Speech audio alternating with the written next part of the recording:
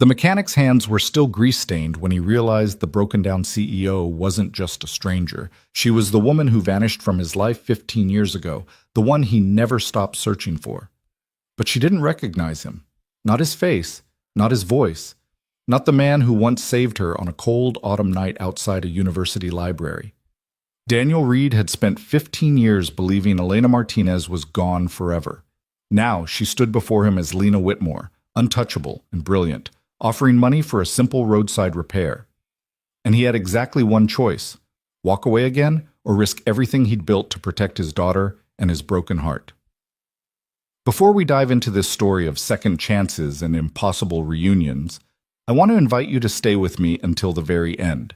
If this story touches your heart, please hit that like button and leave a comment telling me what city you're watching from. I love seeing how far these stories travel. Now, let's begin. The mountain highway stretched empty in both directions, a ribbon of asphalt cutting through pine forest that seemed to swallow sound itself. It was the kind of road where you could drive for 30 minutes without seeing another soul, where cell service died miles back, and where breaking down meant you were truly alone, unless someone stopped. Daniel Reed's pickup truck rounded the bend at exactly 4:47 p.m., the autumn sun already sinking behind the ridgeline, casting long shadows across the pavement. He'd taken this route 1,000 times. It shaved 15 minutes off the drive from Miller's Hardware back to Riverside, the small town where he'd lived his entire life. 15 minutes meant he could pick up Mia from after-school care before they charged the late fee. 15 minutes meant he could start dinner before she got too hungry and cranky. 15 minutes mattered when you were doing it all alone. He almost didn't see the car. It was pulled halfway onto the narrow shoulder, hazard lights blinking weakly in the fading light. A Mercedes S-Class, gunmetal gray, so out of place on this rural highway it might as well have been a spaceship. Daniel's foot moved to the brake before his brain fully processed what he was seeing. He could keep going. He was already running late. Mia would be waiting. But his mother's voice echoed in his head, the way it still did 3 years after her death. You stop for people, Danny. Always. Because someday you might be the one who needs stopping for. Daniel pulled over, gravel crunching under his tires.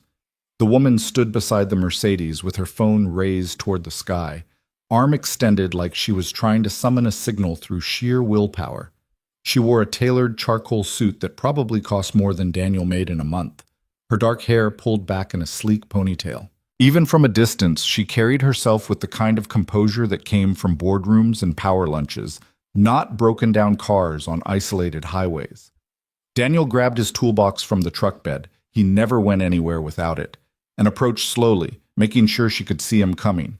Stranded women on lonely roads had every right to be cautious. "Car trouble?" he called out, keeping his distance. She turned, and for a fraction of a second, something flickered across her face. Surprise, maybe, or recognition, though that didn't make sense. Daniel had never seen this woman before in his life. "The engine just died," she said, her voice steady despite the situation. "No warning. It was running fine, and then nothing." She gestured at the phone in her hand with a rueful smile. "And apparently, this section of highway exists in a dead zone." "Yeah, service is pretty much non-existent until you get closer to town." Daniel set his toolbox down. "Mind if I take a look?" "Please." She stepped aside, watching him with an intensity that made him suddenly aware of his grease-stained work shirt and worn jeans. "I'm Lena, by the way." "Lena Whitmore." "Daniel Reed." He extended his hand, then thought better of it, showing her his oil-stained palm. "Sorry, occupational hazard." "You're a mechanic?" The question came too quickly, too sharp with interest. "Small operation, just me mostly." He moved to the driver's side. "You mind popping the hood?" She did, and Daniel lifted it, immediately hit with that distinct smell of an overheated engine. He'd diagnosed hundreds of these over the years.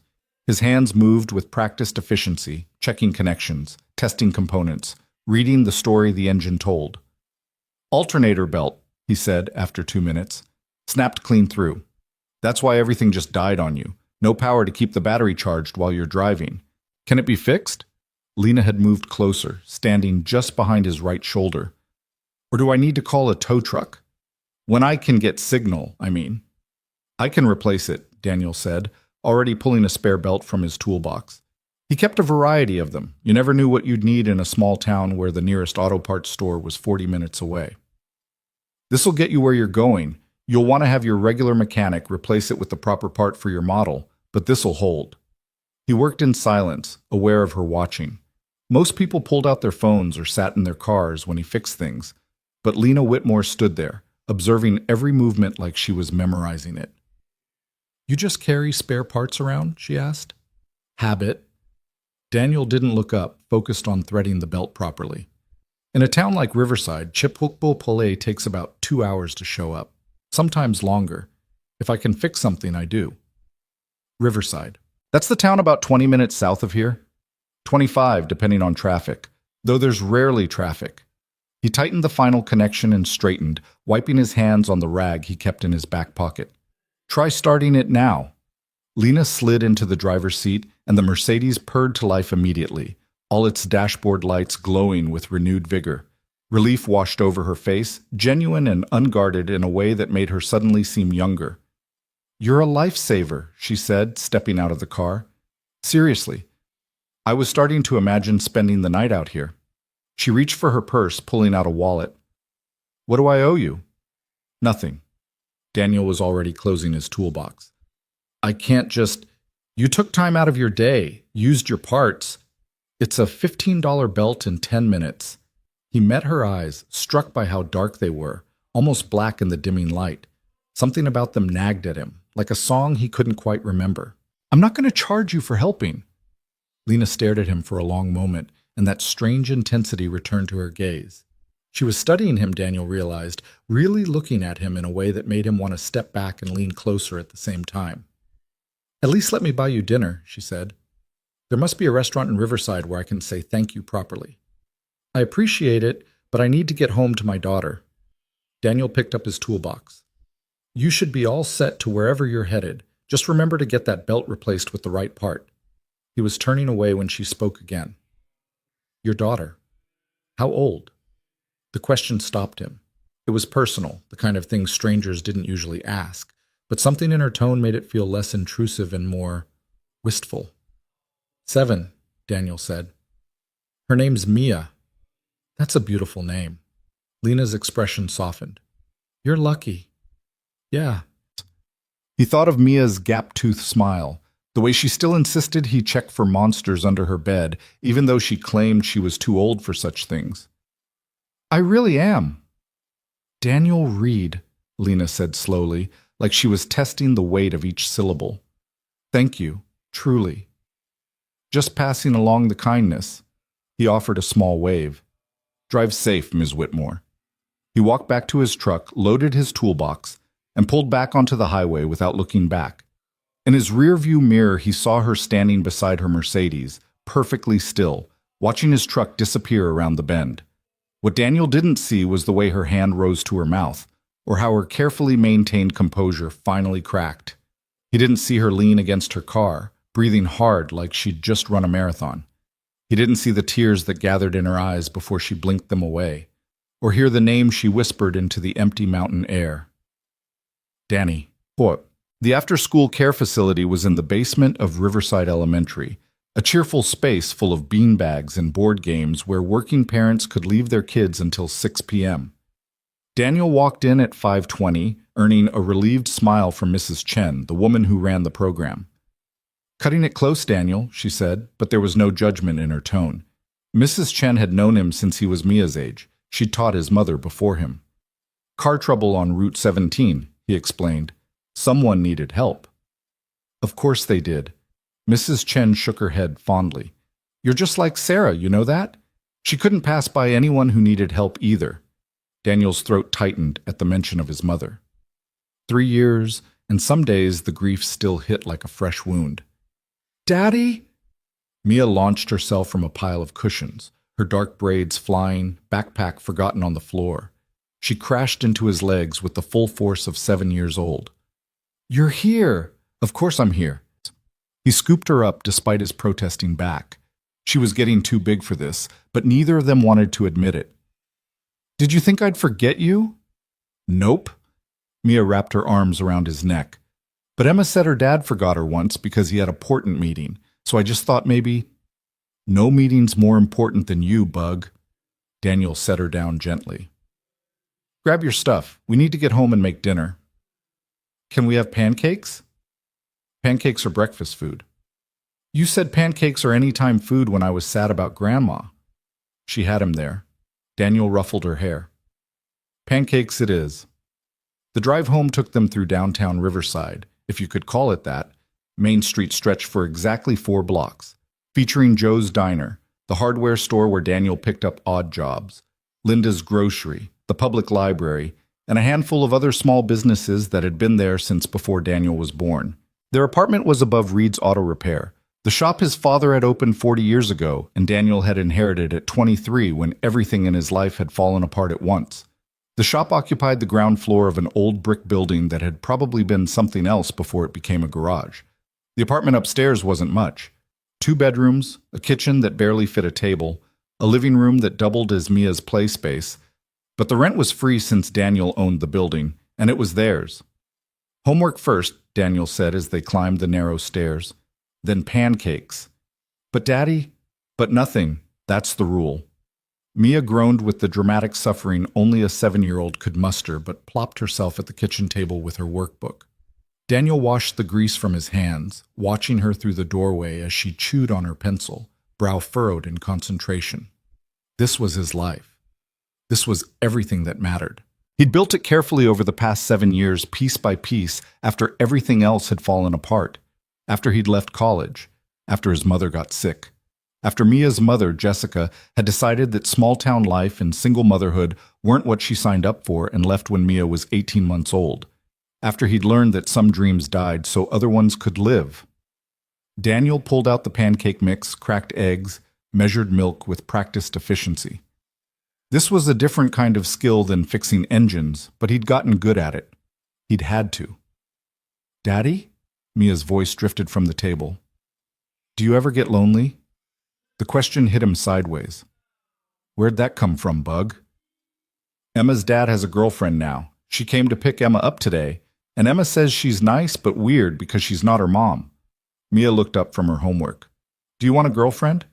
Daniel flipped a pancake, buying time. I've got you. That's all I need. But when I'm at school, you're alone. I'm working. That's different from alone. Miss Chen says you should go on dates. Miss Chen needs to mind her business. But Daniel smiled despite himself. And you need to finish problem number 4. Mia returned to her homework, but the question lingered in the air between them. The truth was, Daniel hadn't been on a date in 7 years. Hadn't wanted to. Hadn't had time to. Hadn't met anyone who made him want to try. There had only been one person who'd ever made his heart race, who'd made him believe in the kind of love that songs and movies promised. Elena Martinez, with her brilliant smile and fierce determination, who'd sat beside him in the university library studying for finals while he worked the night security shift to pay tuition. Elena, who'd walked with him on cold autumn nights, talking about dreams and futures and all the things they'd do when they graduated. Elena, who'd disappeared without a word 15 years ago. He'd searched for her. God, how he'd searched. But Elena Martinez had vanished like smoke, and eventually Daniel had been forced to accept that whatever they'd had, whatever he'd thought they had, hadn't meant to her what it meant to him. The pancakes were perfect golden brown when he plated them. Mia abandoned her homework immediately, drowning her stack in syrup with the enthusiasm of someone who'd been promised breakfast for dinner. These are the best, she declared through a mouthful. Better than Joe's Diner. Don't let Joe hear you say that. Daniel sat across from her with his own modest stack. He'll ban us for life. They ate in comfortable silence, the kind that came from being each other's primary company. Daniel watched his daughter, saw his mother's eyes in her face, saw Jessica's stubborn chin, saw some indefinable thing that was purely Mia, fierce and funny and so full of love it sometimes scared him.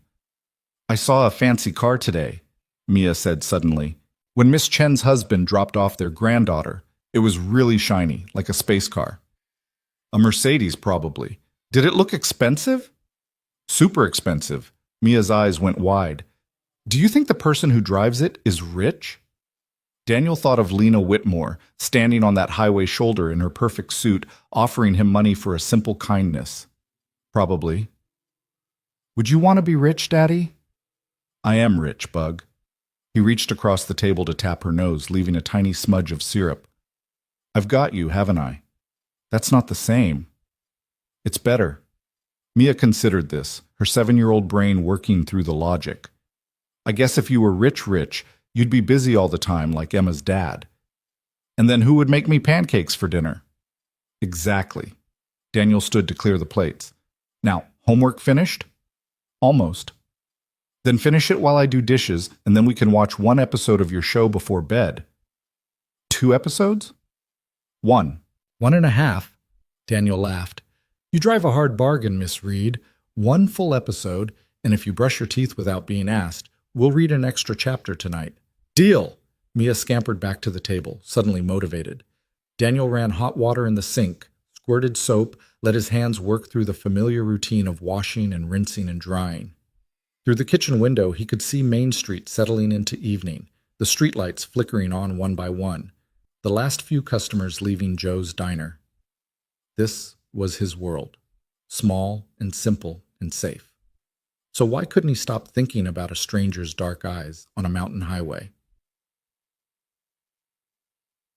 50 miles away, in a hotel suite that cost more per night than Daniel made in a week, Lena Whitmore sat at the desk with her laptop open, her fingers poised over the keyboard, unable to type.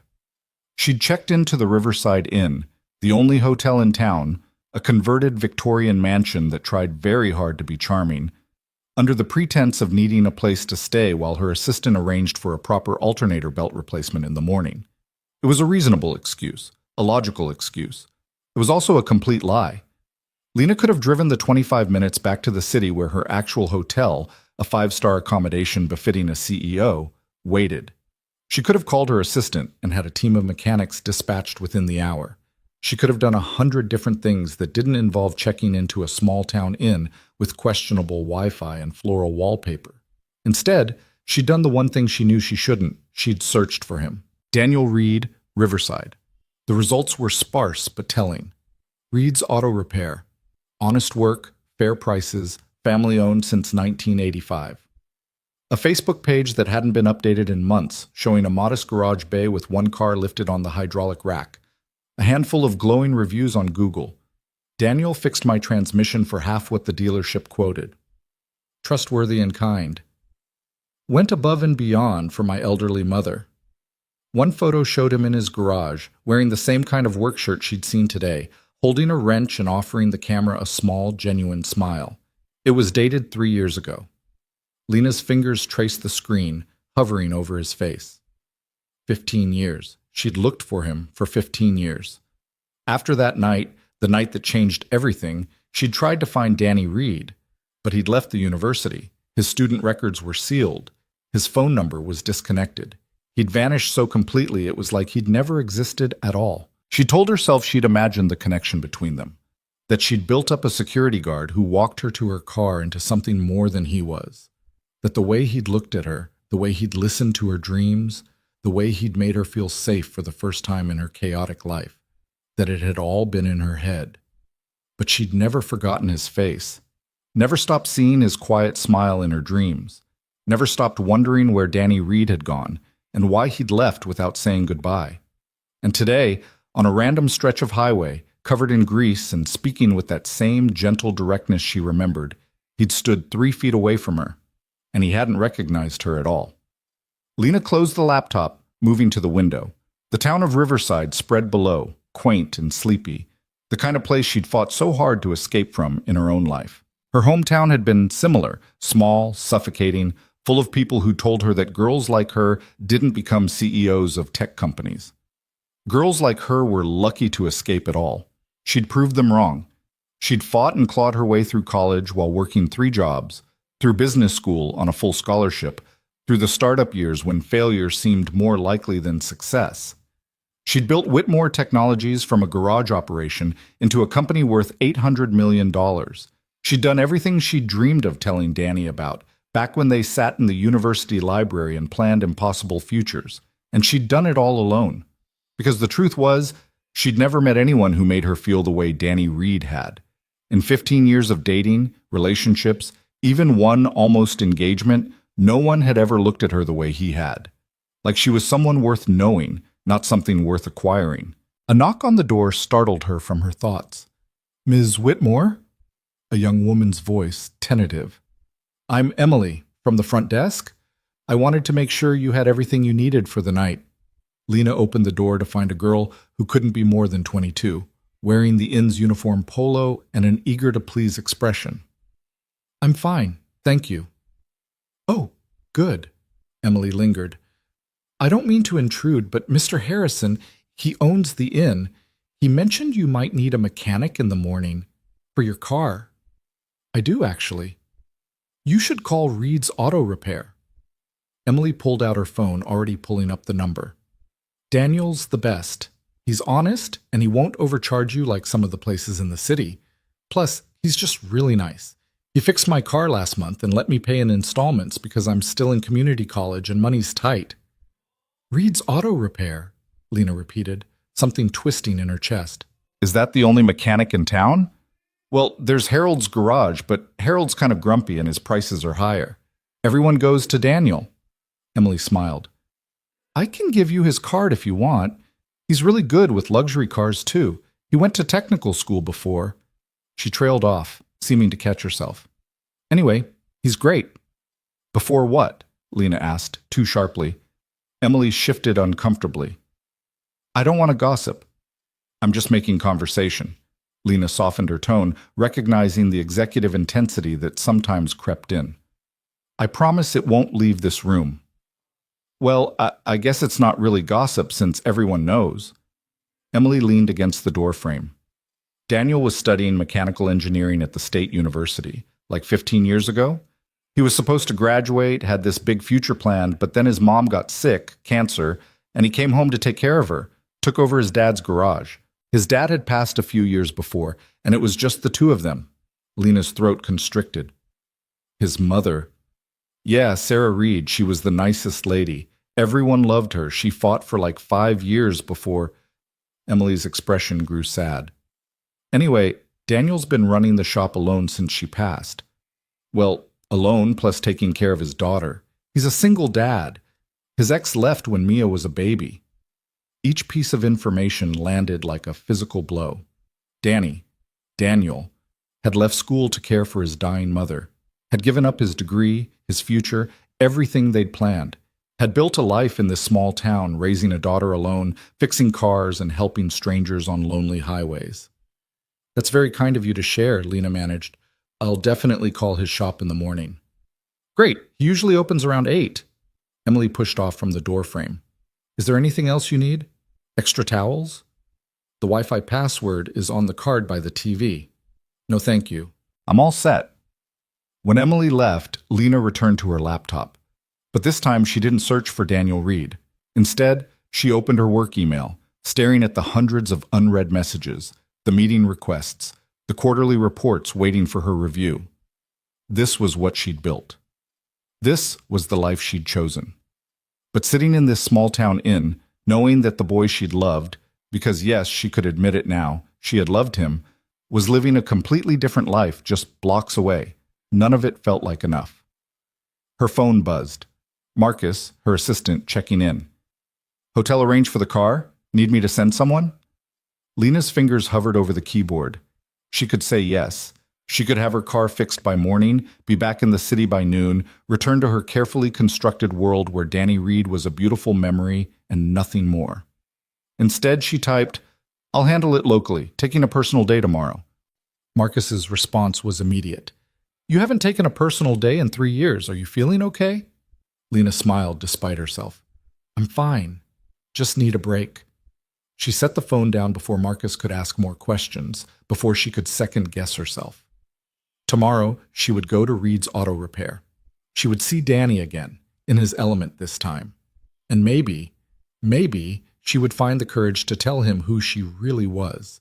Or maybe she would just get her car fixed and leave. Either way, after 15 years of wondering, she needed to know. Was the connection she remembered real? Or had she spent half her life chasing a ghost of her own creation? Daniel woke at 5:30 a.m. to the sound of Mia coughing in the next room. He was out of bed before his eyes were fully open, moving on instinct born of 7 years of solo parenting. Her room was dark except for the nightlight shaped like a crescent moon. Mia sat up in bed, coughing into her hands, her small frame shaking with the effort. "Hey, Bug." Daniel sat on the edge of her bed, hand automatically going to her forehead. Warm, but not feverish. "You okay?" "Tickle in my throat," she rasped. "Can I have water?" He got her water, watched her drink, listened to her breathing. Just a cough, probably. The fall weather had been bringing everyone's colds around. Still, he made a mental note to keep an eye on it. "Try to sleep a bit more," he said, tucking her blanket around her shoulders. "It's still early. Will you stay?" The question came small and sleepy. "Yeah, Bug, I'll stay." Daniel sat on the floor beside her bed, his back against the wall, and listened to her breathing even out. The moonlight through her window cast soft shadows across her collection of stuffed animals, her bookshelf full of stories they'd read together, her drawings taped to the walls. Their life, small and precious and real. He must have dozed off, because the next thing he knew, actual sunlight was streaming through the window and Mia was shaking his shoulder. "Daddy, you fell asleep on my floor." Daniel groaned, his back protesting the night spent at an awkward angle. "Yeah, I did." "How's the cough?" Mia demonstrated with an exaggerated hack. "Better. Can I stay home from school?" "Nice try." He ruffled her hair. "How about this? If you're still coughing this bad at lunch, the school nurse will call me and I'll come get you." "But what if I get worse before lunch?" "Then Miss Chen will call me." Mia pouted, but didn't argue further. She knew the rules. Daniel ran a tight ship by necessity. He had to be at the garage by 8, which meant Mia had to be at school by 7:30, which meant they needed to be out the door by 7:15. They moved through their morning routine with practiced efficiency. Cereal and orange juice while Daniel packed her lunch, teeth brushing while he laid out her clothes. A race to see who could get their shoes on faster. Mia won, like always. "Championship match tomorrow," she reminded him as he walked her to the crosswalk where the crossing guard waited. "For my soccer team. Can you come?" "What time?" 4:00. At the park. Daniel mentally reviewed his schedule. Mrs. Patterson's oil change at 3, but he could finish that in 30 minutes if he hustled. "I'll be there." "Promise?" "Promise." Mia hugged him, quick and tight, then ran to join her friends waiting on the other side of the street. Daniel watched until she was safely inside the building, then walked the 2 blocks back to the garage. Reed's Auto Repair looked exactly like what it was. A working garage owned by someone who spent more time fixing cars than fixing the building. The exterior needed paint. The sign was hand-lettered by Daniel's father 40 years ago and hadn't been updated since. The waiting area consisted of 4 mismatched chairs and a coffee maker that was older than Daniel. But the garage bay itself was immaculate. Tools organized with military precision. The floor swept clean every night. The hydraulic lift maintained perfectly. This was his father's legacy and his livelihood. Daniel treated it with the respect it deserved. He just finished his first coffee when the bell above the door chimed. Daniel looked up from the work order he was reviewing, expecting to see Harold Wilson coming to borrow a socket wrench like he did every other Tuesday. Instead, Lena Whitmore stood in his waiting area, looking even more out of place than she had on the highway. She'd traded the business suit for dark jeans and a cream sweater, but she still radiated a polish that didn't belong in his grease-stained world. "Ms. Whitmore?" Daniel set down his coffee, caught completely off guard. "Is the car giving you trouble?" "Not exactly." She stepped further inside, looking around the garage with genuine interest. "I wanted to get the alternator belt properly replaced, like you suggested. And someone at my hotel recommended your shop." "Right, of course." Daniel mentally shifted gears, moving from the surprise of seeing her to the practical matter at hand. "I can definitely take care of that for you. Did you drive the car here?" "It's parked outside." "Great. Let me get some information from you and I can have it done this morning." He pulled out his standard intake form and they went through the basics. Make, model, year, VIN number. Lena rattled off the information with the precision of someone used to dealing with details. Okay, Daniel said, setting down his pen. Give me about an hour, hour and a half. There's a diner down the street, Joe's, if you want to grab breakfast while you wait, or the library's a block over if you prefer. Actually, I was hoping I could watch. At his surprised look, she continued, I like understanding how things work, and I've never actually seen a car repair up close. Daniel hesitated. He wasn't used to customers hanging around the garage. Most people were happy to disappear until their car was ready. But something in Lena's expression, an almost wistful curiosity, made him nod. Sure. Just stay clear of the lift, and if I ask you to step back, step back. Deal. He got her car up on the lift, and as he worked, he could feel her watching him with that same intensity from yesterday. It should have been distracting, but instead Daniel found himself explaining what he was doing, the same way he explained things to Mia when she asked about the garage. The alternator is this component here, he said, pointing. It charges your battery while the engine runs. The belt connects it to the engine's crankshaft. Basically, when your engine turns, the belt turns, which spins the alternator. When the belt snaps, like yours did, the alternator stops working and your battery drains fast. So the belt is crucial. Very. It's a wear item, which means it needs regular replacement. Most people forget about it until it fails. He began removing the temporary belt he'd installed yesterday. Your car should have had it replaced at 60,000 miles. I probably did, and then forgot. Lena moved closer, watching his hands as he worked. I'm not very attentive to my car. Honestly, I know I should be. That's what mechanics are for. Daniel fit the new belt into place, checking the tension with practiced precision. Though it's good to at least know the basics. When's the last time you checked your tire pressure? I don't know how to check my tire pressure. Really? He glanced at her, surprised. She seemed like someone who'd know everything. Really? Lena smiled, self-deprecating. I can build a business model, negotiate contracts, code in 3 languages, but cars are a complete blind spot. I've always just paid people to handle them.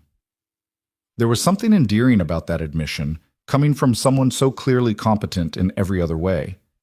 Daniel finished securing the belt and lowered the lift. Tell you what, he heard himself say, when I'm done here, I'll show you how to check the tire pressure. Take 5 minutes, and it might save you from getting stranded again. I'd like that. 20 minutes later, Daniel was kneeling beside her front tire, showing Lena how to use a pressure gauge. She crouched beside him, leaning in to see, and he caught a hint of her perfume, something subtle and expensive that contrasted sharply with the smell of motor oil and rubber. You push it on firm, like this, he demonstrated. When you hear the hiss stop, you read the number here. Should match what's listed on the sticker inside your driver's door. 35 psi, Lena read. And this one is 34, a little low but not dangerous. I'll top it off for you. As he worked, filling each tire to the proper pressure, Lena asked questions. Real questions, not the polite small talk people usually made. She wanted to know why tire pressure mattered, how often to check it, what the signs of a problem were. You're a good teacher, she said when he finished. Patient. I've had practice. My daughter asks about 1 million questions a day. He replaced the air compressor, wiping his hands. Your car's all set. I'll write up your invoice. Back in the office, Daniel calculated the parts and labor, writing it out on his standard form. When he showed her the total, Lena didn't even blink at the number, which was fair, considering she drove a Mercedes that probably cost $80,000. But as she pulled out her credit card, she paused. Daniel, she said slowly, can I ask you something? Sure. Did you ever go to Harrison State University? The question came from nowhere, hitting him like a physical blow. Daniel's hand stilled on the receipt. I did. For 2 years. Why? Lena's dark eyes searched his face, and in them Daniel saw something he couldn't quite name. Hope, maybe. Or fear. What years? Her voice was barely above a whisper. Started in fall of 2009. Left in spring of 2011. The memories were still sharp-edged even after all this time. My mother got sick. I came home to help with her care. 2009 and 2010. Lena's hands were trembling slightly. Did you work security at the library? The world tilted sideways. Daniel stared at her, really looked at her for the first time since yesterday. The shape of her face, the way she held herself, those impossibly dark eyes that had haunted his dreams for 15 years. Elena? The name came out broken, disbelieving. Elena Martinez? She nodded, and suddenly he could see her, the 20-year-old girl who'd stayed late in the library, who'd walked with him on cold nights, who'd disappeared without a trace. The years melted away, and there she was, the first person he'd ever loved. My God! Daniel sank into his desk chair, legs suddenly unsteady. I looked for you. After that night, after everything, I looked everywhere. I looked for you too. Tears gathered in Lena's eyes, though she didn't let them fall.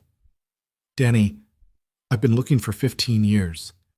The garage seemed to shrink around them, the world narrowing to just this moment, this impossible reunion. Daniel's mind raced through 1,000 questions, 1,000 things he wanted to say, but all that came out was, why didn't you tell me yesterday? When I was fixing your car, you knew who I was, and you didn't say anything. I wasn't sure you'd remember me. Lena's voice cracked slightly. Or want to remember. It's been so long, and you have a whole life here, and I thought, I don't know what I thought. Not remember you? Daniel stood, moving around the desk without thinking, needing to close the distance between them. Elena, I searched for you for years. I went back to campus, called every Martinez in the phone book, checked social media when that became a thing. You just vanished.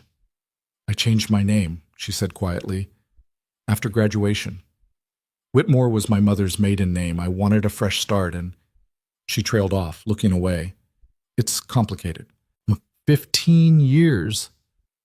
Daniel couldn't stop staring at her, cataloging the ways she'd changed and stayed the same. You became a CEO, built a whole company. You became a father, built a whole life. They stood there in the small office, the magnitude of lost time pressing down on them. Daniel felt like he was drowning in memories. Late nights in the library, walking Elena to her dorm, the way she'd looked at him like he mattered, like he was someone worth knowing despite being just a security guard paying his way through school. And then, that last night, the one that changed everything. Elena. Lena, she corrected gently. I go by Lena now. Lena. The name felt strange on his tongue. What are you doing here? In Riverside, I mean. It can't be coincidence. I was visiting a potential acquisition site upstate, the car breaking down on that particular highway. She met his eyes. That part was actually coincidence. But coming to your shop, asking about your past, that was deliberate. I needed to know if you were really Danny Reed, if I'd really found you after all this time. The bell above the door chimed. Daniel turned to see Mrs. Patterson entering with her keys, right on schedule for her oil change. Morning, Daniel, she called cheerfully. Oh, I didn't know you had another customer. I can come back. No, it's fine, Mrs. Patterson. Daniel forced himself back into professional mode, even though his heart was racing. I'm just finishing up here. He turned back to Lena, lowering his voice. I need to work. This is my 3:00 appointment, and then I have to get to my daughter's soccer game at 4. Of course.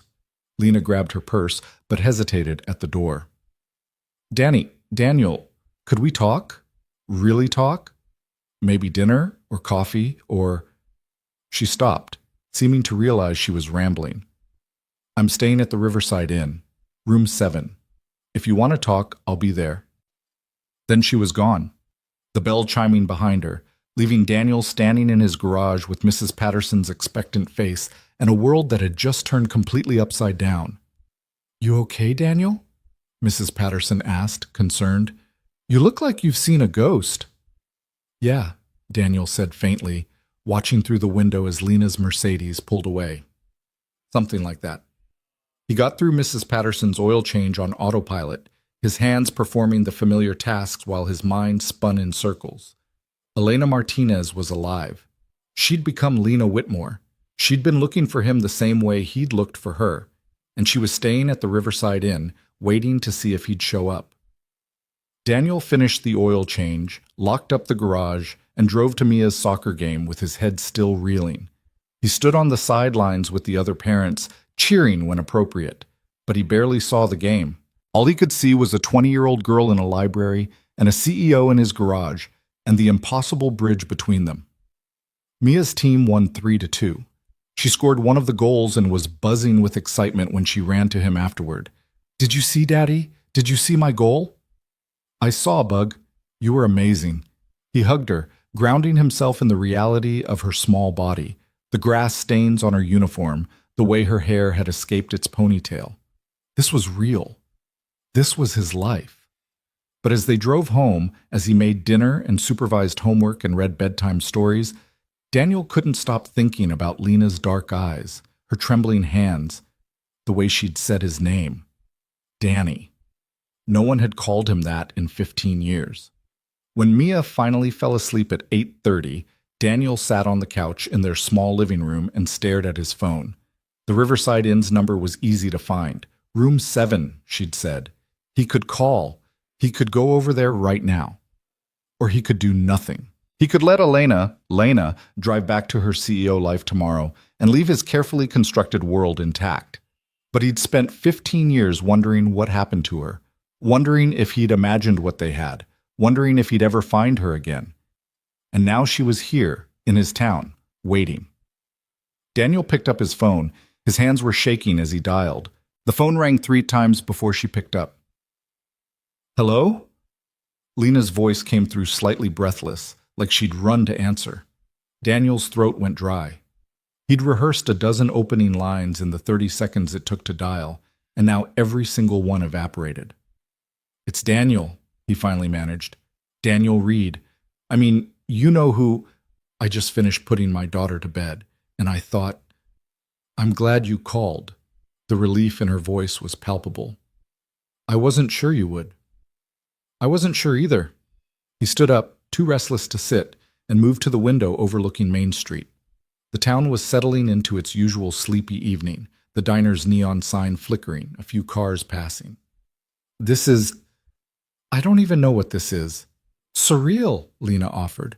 "Overwhelming. Impossible. All of those." Daniel pressed his forehead against the cool glass. 15 years, Elena. I mean, Lena. Sorry, You can call me Elena." Her voice softened. "You're the only person who ever did." The intimacy of that statement hit him hard. "Why did you change it?" A pause, long enough that Daniel thought the call might have dropped. Then, "Can we talk in person? I know it's late and you have your daughter, but I'm not leaving tomorrow. I cleared my schedule. We could meet for coffee or breakfast, or Mia has school tomorrow. I need to be at the garage by 8. Daniel ran through his mental calendar, trying to find space in a life that had no room for complications. "But I close for lunch at noon. There's a park near the library where we could talk. It's usually empty midday. I'll be there at noon." "Okay." Daniel's heart was hammering. "Okay. I'll see you then." He hung up before he could change his mind, before the reality of what he'd just agreed to could sink in too deeply. Then he stood at the window for a long time, watching his town and wondering how something that looked so unchanged could suddenly feel so different. Sleep didn't come easily that night. Daniel lay in bed staring at the ceiling, his mind cycling through memories he'd locked away years ago. Elena studying in the library, her brow furrowed in concentration. Elena laughing at something he said, her whole face lighting up. Elena walking beside him on cold October nights, close enough that their hands almost touched. And then that last night, the one he'd replayed 1,000 times. It had been late October, just after midnight. Daniel was finishing his security rounds when he'd heard raised voices near the north entrance. He'd found Elena backing away from a guy Daniel vaguely recognized from campus. Football player, business major, someone who drove a BMW his parents bought him. The guy had been drunk, aggressive, not taking no for an answer.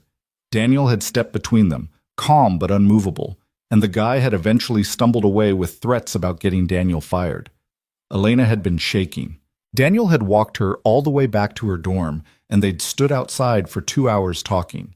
She'd told him about growing up poor, about fighting for her scholarship, about people who thought she didn't belong at the university.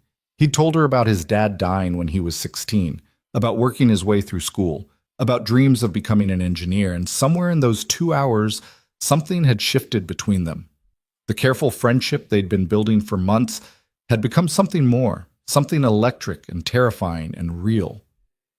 "Thank you," Elena had said, her hand finding his in the darkness.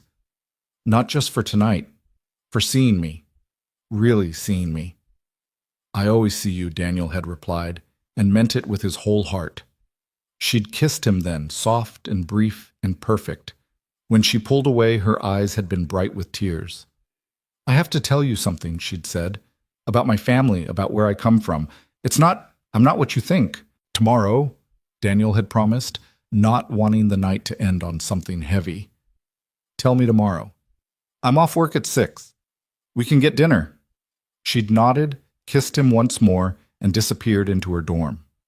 Daniel had never seen her again. He'd shown up at the library the next day, but she wasn't there. He'd gone to her dorm, but her roommate said she'd moved out suddenly. Family emergency. No forwarding address.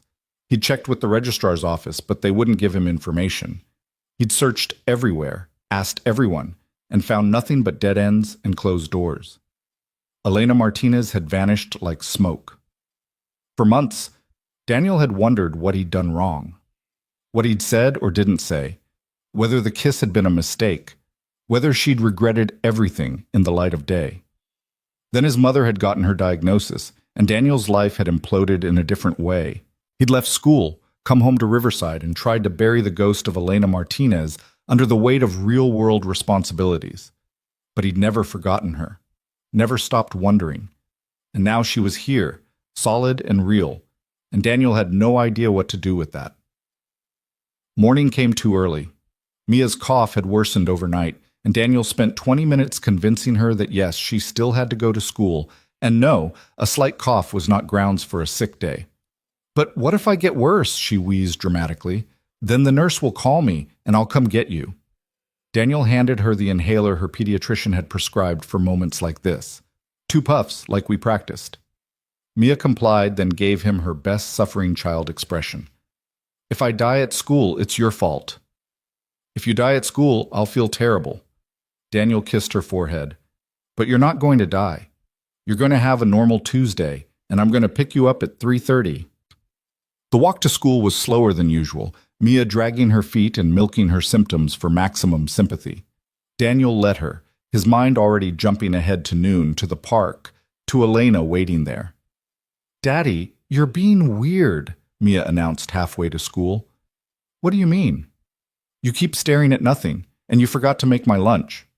Daniel's stomach dropped. "I forgot. I made it myself." Mia pulled her lunchbox from her backpack triumphantly. Peanut butter and jelly. "And I took an apple from the fruit bowl. And I packed crackers." "Bug, you're 7. You shouldn't have to." "I'm almost 8, Mia corrected. "And you were being spacey." "What's wrong?" Daniel crouched down to her level on the sidewalk, meeting her concerned eyes. "Nothing's wrong.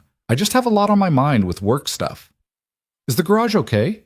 Are we running out of money?" "No, Bug. Nothing like that." He tucked a loose strand of hair behind her ear. "I promise, everything's fine. I'm just a little distracted." Mia studied him with the unnerving perception children sometimes had. "You look like you did when Grandma was sick, all worried and sad." The observation cut deep. "I'm not sad, just thinking about old stuff." "What kind of old stuff?" "Grown-up old stuff." Daniel stood, taking her hand. "Come on, or you'll be late." At the crosswalk, Mia hugged him extra tight before running off. Daniel watched her go, guilt settling in his chest. He was lying to his daughter, not directly, but by omission, and Mia deserved better than a distracted father who forgot to make her lunch. The morning at the garage crawled by with agonizing slowness. Daniel had 2 oil changes and a brake job scheduled, simple maintenance work he could do in his sleep, which was good because his mind was definitely not on the work. At 11:45, he closed the garage bay, locked the front door, and walked the 3 blocks to Riverside Park. It was a modest space, a playground, some benches, a walking path that circled a small pond where ducks congregated in summer. This time of year it was mostly empty, except for the occasional retiree walking a dog. Lena was already there, sitting on a bench overlooking the pond. She'd dressed down again, jeans, a simple blue sweater, minimal makeup, but she still carried that indefinable quality of someone who existed in a different world than Riverside. Daniel could see it in her posture, the way she held her phone, the expensive watch on her wrist that probably cost more than his truck. She looked up as he approached, and the smile that crossed her face was pure Elena, genuine and a little uncertain. "Hi," she said. "Hi." Daniel sat down beside her, careful to leave space between them. "Thanks for waiting." "I was early." Lena set her phone aside. "I've been sitting here trying to figure out where to start. The beginning might be good." The beginning. She laughed, but there was no humor in it. "Okay, the beginning is that I lied to you 15 years ago. About everything." Daniel's chest tightened. "What do you mean?" "My name wasn't Elena Martinez. It was Elena Maria Martinez Vega." Lena stared at the pond, not meeting his eyes. "My father is Ramon Vega. Does that name mean anything to you?" "Should it?" "He's a real estate developer, owns half the commercial property in 3 states, worth about $2 billion. Lena's voice was flat, reciting facts. "I was his only child, the daughter he paraded at charity galas and used for photo opportunities. The perfect little princess in the family empire." Daniel tried to process this. "You told me you were on scholarship, that you worked 3 jobs to afford school." "I was on scholarship. I did work 3 jobs." Now Lena looked at him, and her eyes were fierce.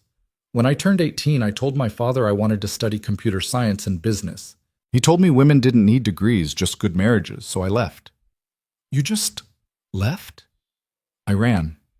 Lena's hands twisted together in her lap. "I took my mother's maiden name, applied to Harrison State under false pretenses, and cut all ties with my family. My father's people tried to find me for months, but I was good at hiding. I worked every job I could find, lived in the cheapest dorm, and pretended to be someone else entirely." "Elena Martinez, the scholarship student," Daniel said slowly. "Elena Martinez, the girl who finally got to choose her own life." Lena's voice cracked slightly. "And then I met you, and for the first time since leaving, I felt like I could actually be that person. Not the runaway daughter, not the fake identity, just me." Daniel's mind was reeling. "That night, outside your dorm, you said you needed to tell me something. About who I really was, where I came from." Lena wiped her eyes quickly. "I was going to tell you everything the next day, but that night after we said goodbye, I went back to my room and found my father's security team waiting." The pieces clicked into place with sickening clarity. "They found you. Someone on campus recognized me from a charity event. My father had people on me within hours." Lena's voice was steady now, but Daniel could hear the old pain underneath. "They gave me a choice. Come home voluntarily, or he'd pull strings to have me expelled for falsifying my application. Either way, my scholarship life was over." "So you left?" "He had me on a plane by morning. Wouldn't let me take anything except the clothes I was wearing. Confiscated my phone. I tried to call you from the airport, but his people stopped me." Lena turned to face him fully. "For 6 months, he kept me under watch. No phone, no internet, no contact with anyone from school. He thought he could break me. Thought I'd eventually give in and marry whoever he picked out. But you didn't. On my 19th birthday, I made a deal with him. I joined the family business, played the dutiful daughter, but only if he paid for me to finish my degree online. He agreed, thinking I'd be stuck in his world forever." Lena smiled, sharp and satisfied. "I spent 4 years learning everything about his business. Then I took everything I'd learned, everything I'd built, and I left again. This time with lawyers and contracts he couldn't break." "Whitmore Technologies," Daniel said. "Built from scratch with money I'd carefully siphoned from my trust fund and business investments he didn't know I was making." Lena's pride was evident. "He tried to sue me, tried to claim I'd stolen his intellectual property. But I'd been careful. Everything was mine, legally and completely." "And your relationship with him now?" "Non-existent. He disowned me 5 years ago." Lena said it matter-of-factly, like it was old news. "Best thing that ever happened to me, honestly." They sat in silence for a moment. the weight of 15 years of secrets settling between them. Daniel tried to reconcile this story with the girl he'd known, the one who'd seemed so genuine, so real. "You never tried to contact me?" he finally asked. "After you got away from him?" "I tried." Lena's voice broke. "Danny, I tried so hard, but you'd left school. Your phone was disconnected. I couldn't find any trace of you. I hired a private investigator 2 years later and they found nothing. It was like you'd disappeared too." "My mom," Daniel said quietly. "She got diagnosed right after you left. Stage 3 cancer. I dropped out to come home and help care for her." "I know that now," Emily at the inn told me last night. Lena reached out, then seemed to think better of it, pulling her hand back. "I'm so sorry about your mother, about everything you went through. And I'm sorry about your father, about what he did to you." "We both lost something that year," Lena said. "Each other, but also the futures we thought we'd have." Daniel thought about the plans they'd made in late-night library conversations. His engineering degree, her computer science program, the startup they'd joked about building together someday. All of it derailed by sick parents and controlling fathers and bad timing. "I looked for you too," he admitted. "Even after I came home, even while taking care of my mom, I kept searching. Every Elena Martinez I could find online, every social media profile. I must have sent 100 messages to different women with your name. But I wasn't Elena Martinez anymore." "No." Daniel met her eyes. "You were someone else entirely, someone successful and powerful, and nothing like the girl I remembered. Is that a bad thing?" "I don't know." Daniel was being honest. "The Elena I knew was struggling to pay for textbooks and living on ramen. This Lena drives a Mercedes and runs a multi-million-dollar company. Those feel like different people." "They are different people," Lena said softly, "but they're also the same. I'm still the girl who spent hours in the library because I loved learning. I'm still the person who believes in building something meaningful. I just have more resources now." "And what about the rest of it? The lying about who you were?" Lena flinched. "I was protecting myself. If people knew who my father was, they would have treated me differently. They would have seen his money, his power, not me. You would have seen it too." "You don't know that, don't I?" Lena's voice sharpened. "Danny, you walked me to my dorm every night for 3 months before I told you my last name. You talked to me about your dreams, your family, your life. Would you have done that if you'd known I was Ramon Vega's daughter?" Daniel wanted to say yes immediately, but honesty made him pause. "I don't know. Maybe not at first, but I would have gotten past it. Maybe." Lena didn't sound convinced.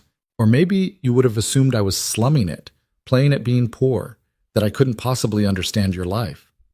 Is that what you think of me?" "No." The word came quickly, emphatic. "I think you're the kindest person I've ever met, then and now.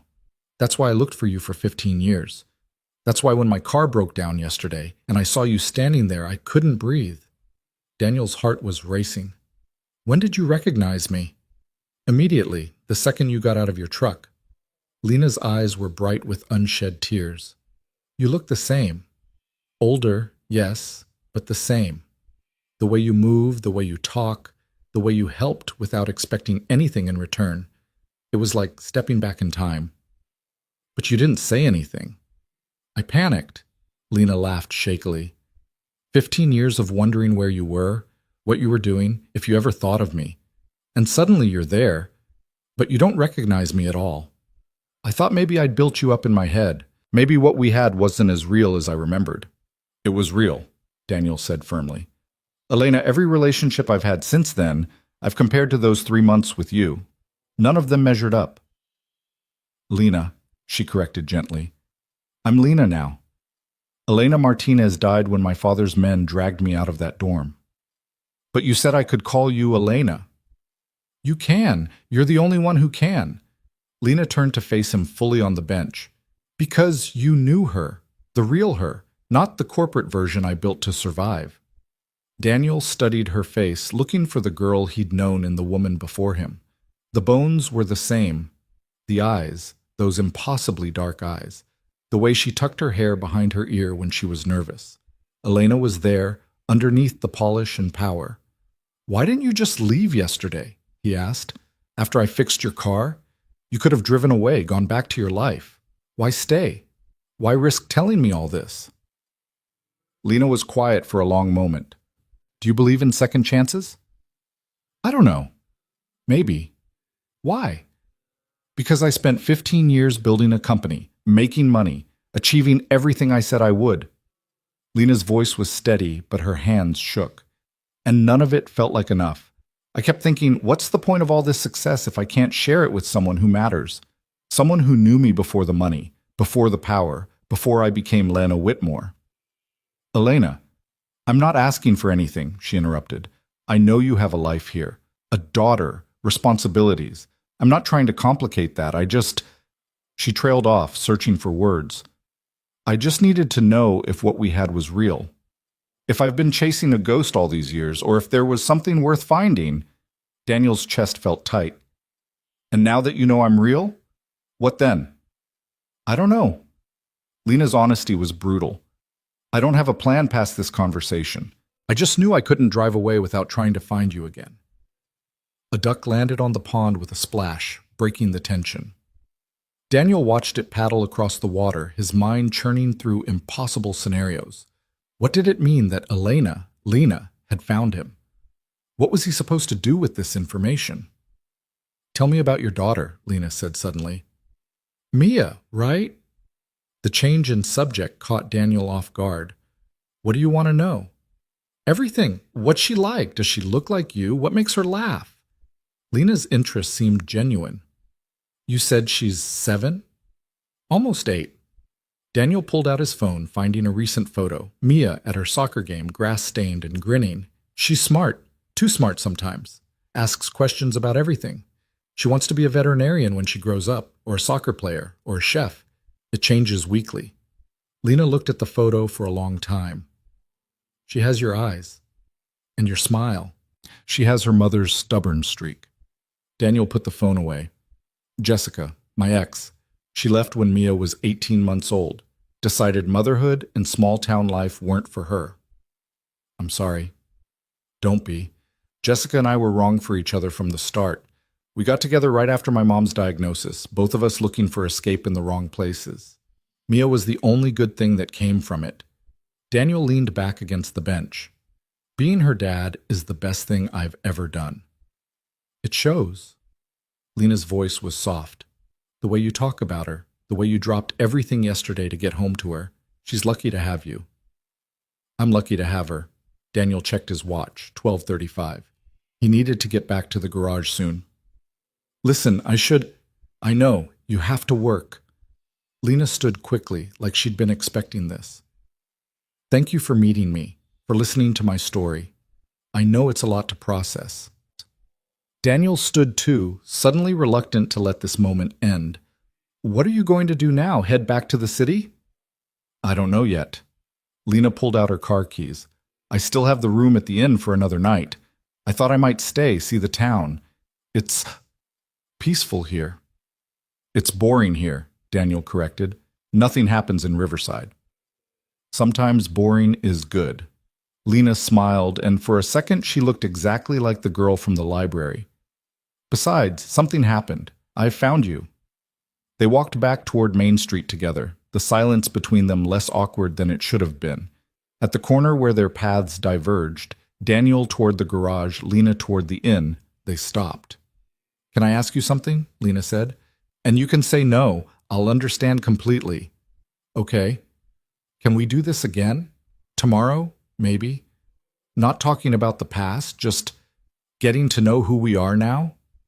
She rushed on before he could answer. I know it's presumptuous. I know you have no reason to trust me after I disappeared, but I'd like to try being friends again, if you're willing. Daniel should have said no, should have drawn a clear line between his quiet life and this woman who represented everything complicated and uncertain, should have protected himself and Mia from the risk of caring about someone who would inevitably leave. Instead, he heard himself say, "Coffee tomorrow morning? There's a place called Bean Street that opens at 6. I could meet you there before I open the garage." Lena's face lit up. 6 a.m. coffee sounds perfect. Fair warning, it's not fancy, Local place, nothing like what you're probably used to.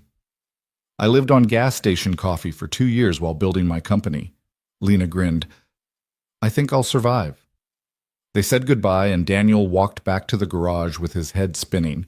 He'd just agreed to see her again, to let Lena, back into his life, even just as friends.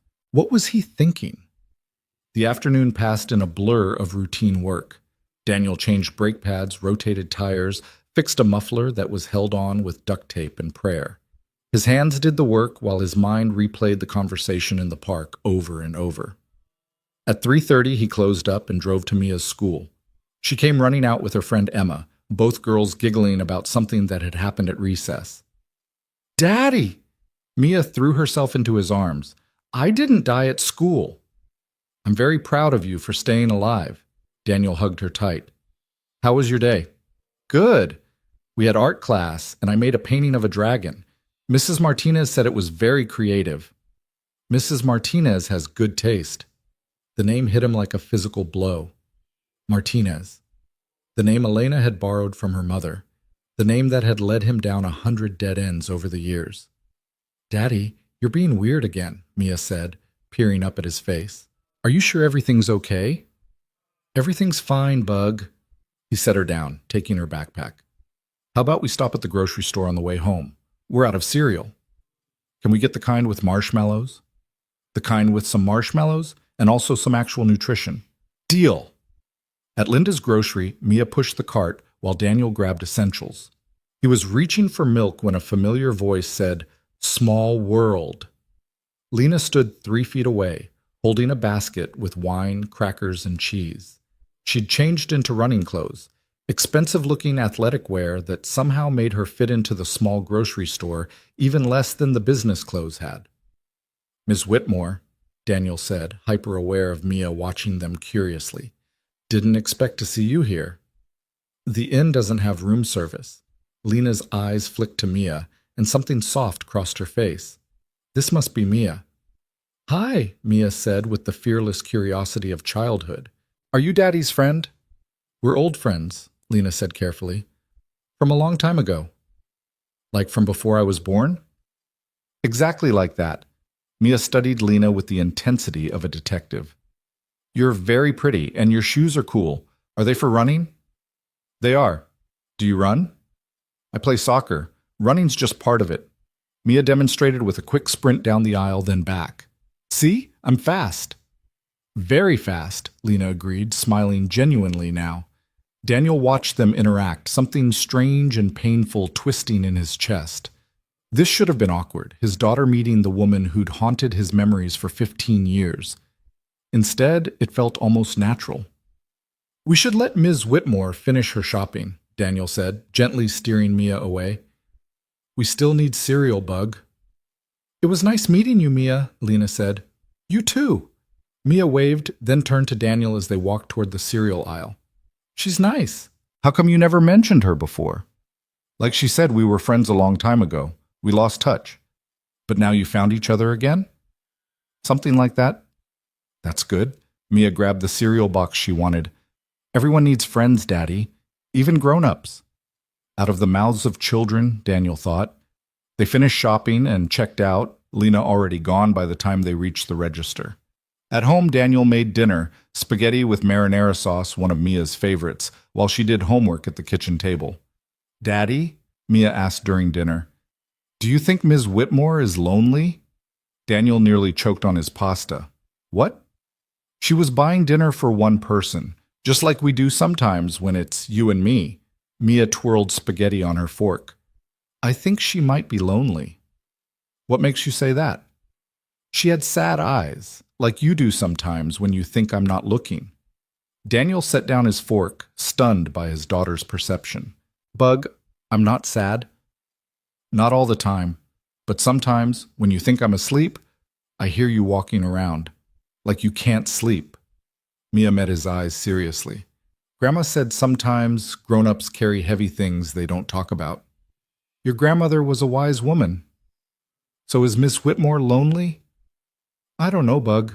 Maybe. Daniel chose his words carefully. Being successful doesn't always mean being happy. Then maybe you should be her friend again, for real this time. Mia returned to her spaghetti like this was the simplest solution in the world. After dinner, Daniel supervised teeth brushing and read 3 chapters of their current book, a fantasy about a girl who discovered she could talk to animals. Mia fell asleep during chapter 3, her hand curled under her cheek, looking impossibly young. Daniel sat there for a while, watching her breathe, thinking about the strange turns life took. 15 years ago, he'd been a college kid in love with a girl he barely knew. Now he was a single father running a garage, and that girl had become a CEO who bought wine and cheese at his local grocery store. His phone buzzed. A text from an unknown number. "This is Lena. Got your number from your business card. I hope that's okay." Daniel stared at the message, his thumb hovering over the keyboard. He could ignore it, could maintain professional distance, could protect the quiet life he'd built. Instead, he typed, "It's okay. See you at 6 a.m. The response came immediately. "Looking forward to it. Sleep well, Danny." No one had called him Danny in 15 years. Daniel closed his eyes, letting the weight of the day wash over him. Tomorrow he'd have coffee with Lena, and they'd try to build something new from the ashes of what they'd lost. Whether that was friendship or something else, he had no idea. But for the first time in a very long time, Daniel Reed felt something other than the comfortable numbness of routine. He felt possibility, and that was either the best thing that could happen or the most dangerous. He supposed he'd find out which at 6 a.m. Daniel woke at 5:15, 15 minutes before his alarm, his body betraying the anxiety his mind had been trying to suppress. He lay in the darkness of his bedroom, listening to the house settle around him, the familiar creaks and sighs of old wood and older pipes, and wondered what the hell he was doing. Coffee with Lena, whatever he was supposed to call her now. He showered quickly, dressed in clean jeans and his least faded flannel shirt, then stood in front of the bathroom mirror trying to see himself through her eyes. 40 years old, though people usually guessed younger, lines starting around his eyes from squinting at engine parts in bad lighting, calloused hands that no amount of soap could quite clean, a man who looked exactly like what he was, a small-town mechanic who'd never left home. What did a CEO see when she looked at him? Mia was still asleep when he checked her room at 5:45. He left a note on the kitchen table. "Gone to get coffee before work. Mrs. Chen is picking you up at 7:15. Love you, bug," and slipped out into the pre-dawn darkness. Bean Street Coffee occupied a narrow storefront between the hardware store and a law office that had been closed since the lawyer retired 3 years ago.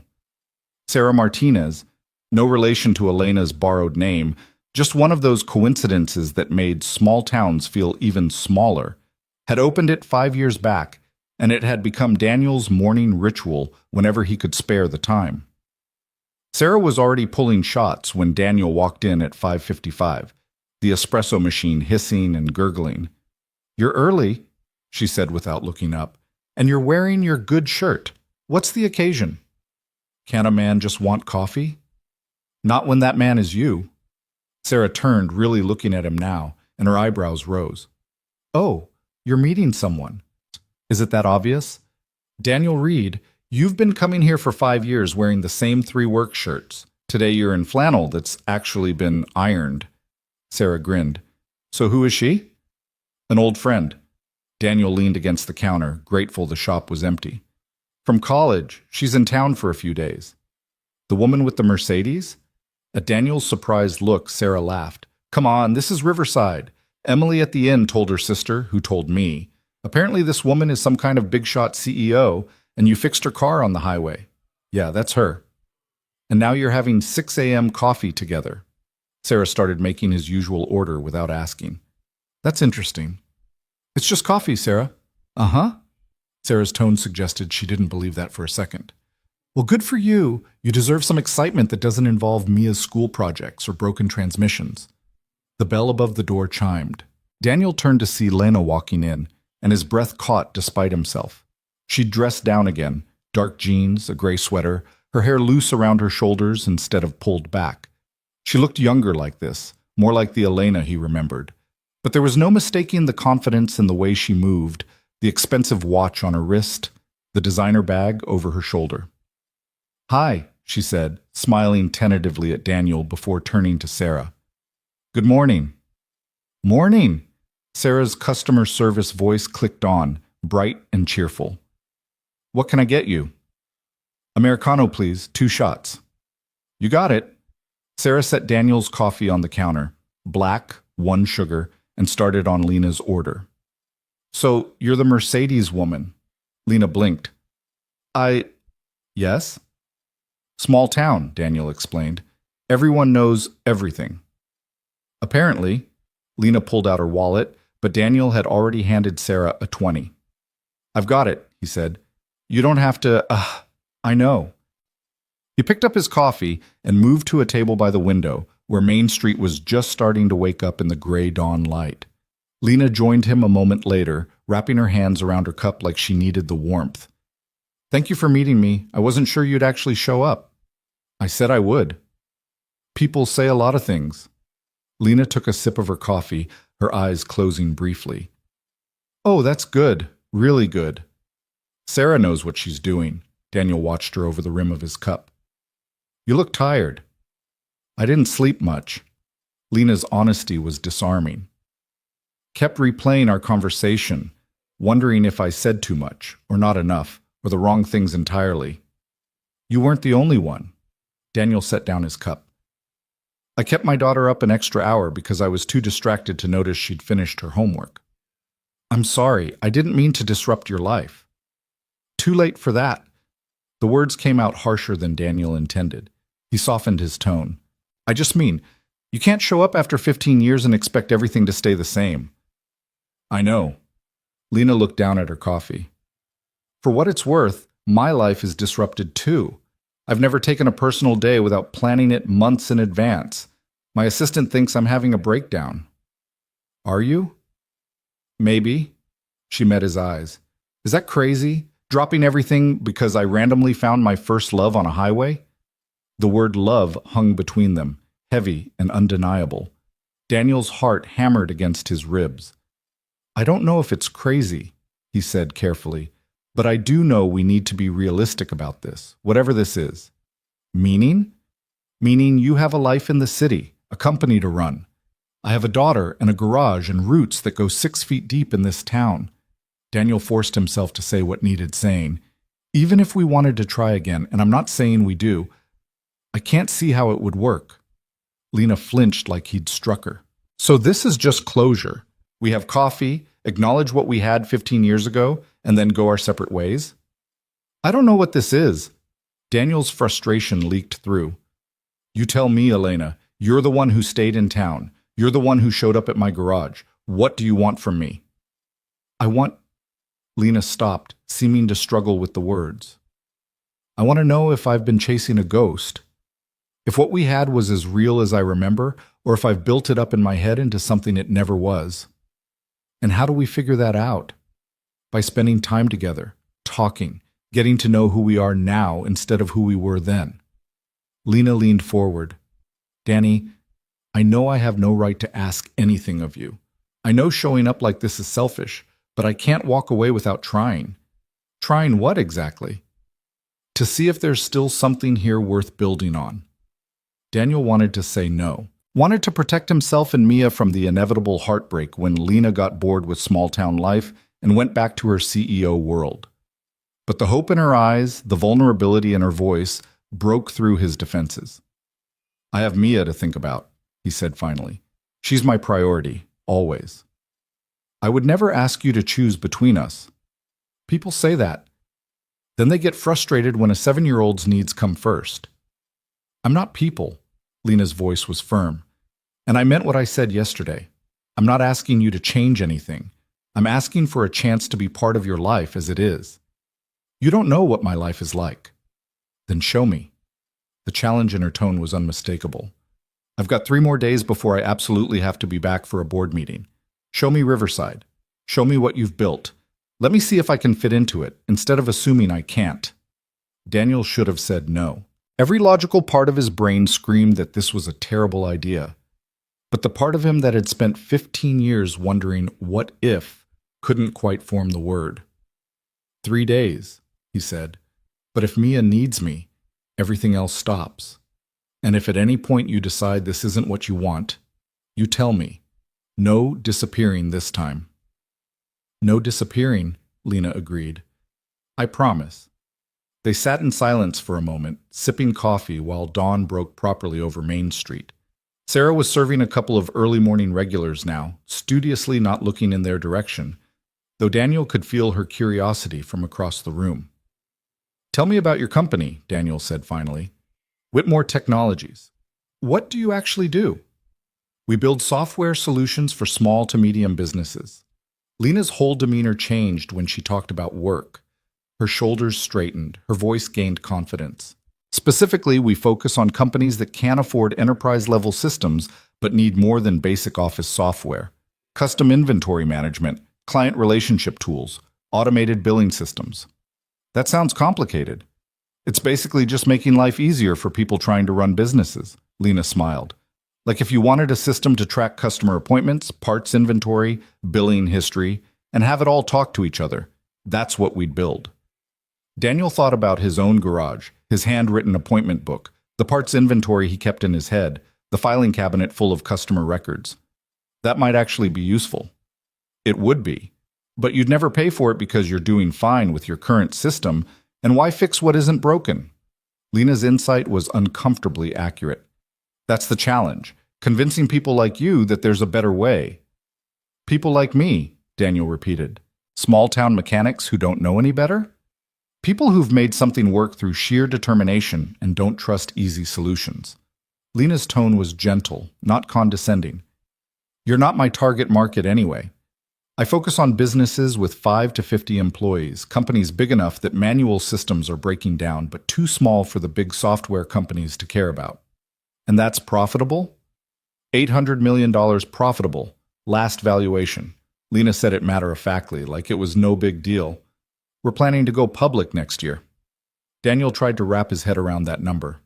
800 million. It was more money than everyone in Riverside would earn in their entire lives combined. That's incredible, he said honestly. You really did it. Everything you said you would. Most of it. Lena's expression grew wistful. I built the company, made the money, proved everyone wrong who said I couldn't.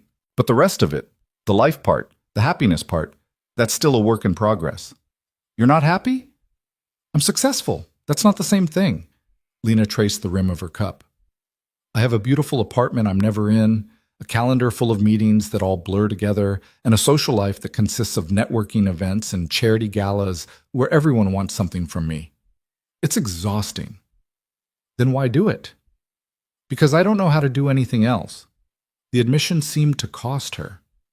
I spent so long fighting to get here, proving I could succeed on my own terms. Stopping feels like admitting defeat. Daniel understood that more than he wanted to admit. I get it. After my mom died, people kept telling me I should sell the garage, move somewhere with better opportunities. But this place was all I had left of my dad and mom both. Leaving felt like betraying them. So you stayed. So I stayed. Daniel looked out the window at his town, familiar and comfortable and small. And I made peace with it. This might not be the life I planned, but it's a good life. Mia's happy here. I'm useful here. That matters. It does matter. Lena's voice was soft. More than you know. Yesterday, when you fixed my car and wouldn't take money for it, when you explained everything patiently, when you showed me how to check my tire pressure. Do you know how rare that is? Someone helping without an agenda? That's just being decent. In my world, nothing is just anything. Every interaction has a transactional element. Every kindness comes with expectations. Lena met his eyes. But you helped me because you could. Because it was the right thing to do. Same as you did 15 years ago when you walked me to my dorm at midnight, even though it wasn't your job. The memory hit Daniel hard. Those walks with Elena had been the highlight of his college experience. Two people who should have existed in completely different orbits, finding common ground in late-night conversations about dreams and fears and futures. I liked walking with you, he said quietly. Those nights you made me feel like I was more than just the security guard, like I was someone worth knowing. You were worth knowing. You still are. Lena reached across the table, her hand hovering near his, but not quite touching. That's what I've been trying to say, Danny. In 15 years of success, I never found anyone who made me feel the way you did. Like I could be myself without pretense or performance. Daniel looked at her hand, so close to his, and felt the pull of old feelings mixing dangerously with new ones. Elena, I need you to understand something. I'm not that college kid anymore. I'm a single father with limited time and even more limited energy. I can't offer you excitement or adventure or anything beyond this small town. I don't want excitement, Lena's voice was fierce. I have excitement. I have adventure. What I want is real. Someone who sees me, not my bank account, or my company, or my last name.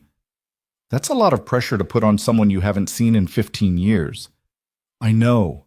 Lena finally pulled her hand back, wrapping it around her coffee cup. I'm not trying to rush anything. I'm just asking for a chance to see if what we had could grow into something new. Before Daniel could respond, his phone buzzed. A text from Mrs. Chen. Mia's cough is worse this morning. Might want to keep her home from school. Daniel's stomach dropped. I need to go. Mia's not feeling well. Of course.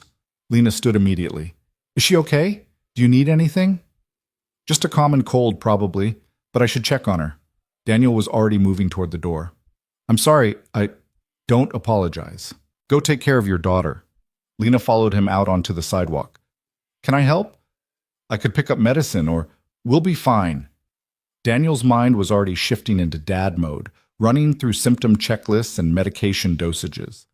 I'll call you later, okay? Okay, Kay. Lena watched him unlock his truck.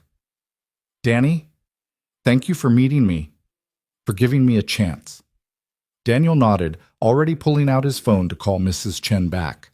As he drove the 3 blocks home, he could see Lana in his rearview mirror, standing alone on the empty street, and something in his chest twisted painfully. Mrs. Chen was waiting outside his building with Mia, who looked miserable. Red nose, watery eyes, the kind of cough that came from deep in the chest. I was about to take her to school, but she got worse, Mrs. Chen explained, her hand on Mia's forehead. No fever, but that cough sounds rough. Thanks for bringing her home. Daniel scooped up his daughter, who buried her face in his shoulder. Come on, Bug. Let's get you back to bed. Upstairs, he settled Mia on the couch with blankets, cartoons, and a dose of children's cough medicine. She curled up in her usual sick kid position, knees tucked, favorite stuffed elephant clutched tight, and looked up at him with sad eyes. I'm sorry, Daddy. For what? For being sick. I know you had to work today. Daniel's heart broke a little. Bug, you never have to apologize for being sick. Work can wait. You're what matters. But what about your friend, the pretty lady from the store? She understands. Daniel tucked the blanket around her shoulders. Right now, you're my only priority. Mia seemed satisfied with that answer, her eyes already drooping from the medicine. Daniel sat beside her, one hand resting on her back, feeling the slight wheeze in her breathing. Not pneumonia bad, but definitely stay home and monitor bad. His phone buzzed. A text from Lena. How is she? Daniel replied one-handed. Bad cold, keeping her home today. Can I bring anything? Soup? Medicine? He should say no. Should maintain boundaries, but his fridge was mostly empty, and the thought of leaving Mia alone even for 10 minutes to run to the store made him anxious. Chicken soup from Joe's Diner would be great, if you don't mind. On it. 20 minutes later, there was a soft knock on his door. Daniel opened it to find Lena holding a bag from Joe's Diner and a pharmacy bag. Soup, as requested, she said quietly, clearly aware of Mia sleeping on the couch. And I grabbed some children's cold medicine, tissues, and popsicles because my mom always said popsicles help sore throats. Daniel took the bags, overwhelmed by the simple kindness. You didn't have to do all this. I wanted to. Lena peeked past him at Mia. She looks so small when she's sleeping. She is small. Daniel set the bags on the kitchen counter, keeping his voice low. Some days I forget she's only 7. She acts so grown up, especially since it's just the 2 of us. That must be hard, not having anyone to share it with. You get used to it. Daniel started unpacking the soup. When she was a baby, before Jessica left, I used to panic about every little thing. Now I've got it down to a system. Cough medicine every 4 hours, fluids, rest, monitor for fever. If she's not better in 3 days, call the pediatrician. Lena watched him move around the kitchen with the efficiency of long practice. You're a good father. I'm her father. It's not about good or bad, it's just what you do. Not everyone does it well. Lena's voice carried old pain. My father had every resource in the world and still couldn't be bothered to actually parent. Daniel stopped, really looking at her. I'm sorry. That must have been lonely. It was, But it taught me what kind of parent I never want to be. Lena smiled sadly. Not that I'm in any position to have kids. I can barely keep a plant alive. You'd be surprised what you can do when you have to. Daniel poured soup into a bowl, checking the temperature with his finger. Old habit from when Mia was too young to tell him if something was too hot. When Mia was born, I had no idea what I was doing. I was 25 and terrified. But you figure it out because the alternative is letting them down. From the couch, Mia coughed, a deep rattling sound that made Daniel wince. He brought her the soup, helping her sit up enough to eat a few spoonfuls before she shook her head. Tummy hurts, she whispered. Okay, Bug, just rest then. Daniel set the soup aside, his hand automatically going to her forehead. Still no fever, thank goodness. Mia's eyes focused on Lena, standing uncertainly in the kitchen doorway. Hi, Ms. Whitmore. Hi, Mia. I heard you weren't feeling well. I have a yucky cold. Mia coughed to demonstrate. Daddy's taking care of me, though. He always does. Your dad is very good at taking care of people. Lena moved closer, kneeling beside the couch so she was at Mia's eye level. I brought popsicles. Do you think you could eat one? They might help your throat. What kind? Cherry and orange. Cherry's my favorite. Mia perked up slightly. Daniel retrieved a popsicle, unwrapping it and handing it to Mia, who sucked on it gratefully. Color returned to her cheeks a bit, and her eyes brightened. Thank you, Miss Whitmore, Mia said politely. You can call me Lena if you want. Lena. Mia tested the name. That's pretty. Are you and Daddy really old friends? We are. From before you were born. That's what Daddy said. Mia looked between them with innocent curiosity. Did you used to go on dates? Daniel nearly choked. Bug, it's okay, Lena said, amusement dancing in her eyes. We weren't exactly dating, but we spent a lot of time together. Your dad used to walk me home at night to make sure I was safe. That sounds like Daddy. He's always helping people. Mia took another lick of her popsicle. He helped Mrs. Chen fix her car for free, and he always carries groceries for old people even when they don't ask. Those are good things to do, Lena said softly. Uh-huh. Daddy says being kind doesn't cost anything, so you should be kind whenever you can. Mia yawned hugely. I'm sleepy again. That's the medicine, Bug. Close your eyes. Daniel eased her back down, taking the half-eaten popsicle. Within minutes, Mia was asleep again, her breathing slightly less labored. Daniel gestured for Lena to follow him into the kitchen, where they could talk without waking her. She's sweet, Lena said. Really sweet. You've done an amazing job with her. She makes it easy, most of the time. Daniel leaned against the counter, suddenly aware of how small his apartment must seem to someone like Lena. 2 bedrooms, worn furniture, toys scattered, despite his best organizational efforts. Sorry about the mess, and the impromptu parenting lesson. Don't apologize. This is your life. This is what I wanted to see. Lena looked around the kitchen, the crayon drawings on the refrigerator, the breakfast dishes still in the sink, the half-finished homework on the table. It's real. It matters. It's also exhausting and chaotic and completely unglamorous. Glamorous is overrated. Lena met his eyes. Can I tell you something? Yesterday, after we talked in the park, I went back to the inn and worked for 6 hours. Conference calls with Tokyo, spreadsheets, quarterly projections, all the things that usually make me feel successful and important. And all I could think about was you and Mia having dinner together. You mentioned making pancakes, and I couldn't stop imagining what that looked like. The 2 of you in this kitchen, talking about her day, just being together. Lena's voice cracked slightly. I have a penthouse apartment with a view of the city skyline, and I eat takeout alone while answering emails. That's my glamorous life. Daniel didn't know what to say to that. The loneliness in her voice was almost painful to hear. "You should stay," he found himself saying. "I'm going to be here all day with Mia anyway. You could hang out, see what my actual life looks like, if you want." "Are you sure? I don't want to intrude." "You already brought soup and popsicles. Might as well stay and see if your contribution actually helps." Daniel managed a small smile. "Fair warning, it's going to be incredibly boring. Cartoons, medicine schedules, and making sure she stays hydrated." "That sounds perfect," Lena said, and she meant it. The day unfolded in a series of small moments. Mia woke and slept in cycles, each time briefly interacting with Lena before the medicine pulled her back under. During the wake periods, Lena asked questions about Mia's favorite subjects in school, her soccer team, her friends, with genuine interest that wasn't just politeness. During the sleep periods, Daniel and Lena talked, really talked, the way they used to in the library 15 years ago. She told him about building her company from scratch, the early failures, the moment it all clicked. He told her about the first time he kept the garage open all night to finish a repair for a single mother who needed her car for work the next morning. "You still do that, don't you?" Lena said. "Prioritize people over profit." "It's not sustainable business practice," Daniel admitted, "but I sleep better at night." Around 2 p.m., Mia woke up hungry. Daniel made grilled cheese sandwiches, one of the few foods Mia would eat when sick, and was surprised when Lena jumped in to help, cutting sandwiches into triangles without being asked. "My mom used to cut them like this," Lena said quietly, "before my father decided hired help should do all the cooking."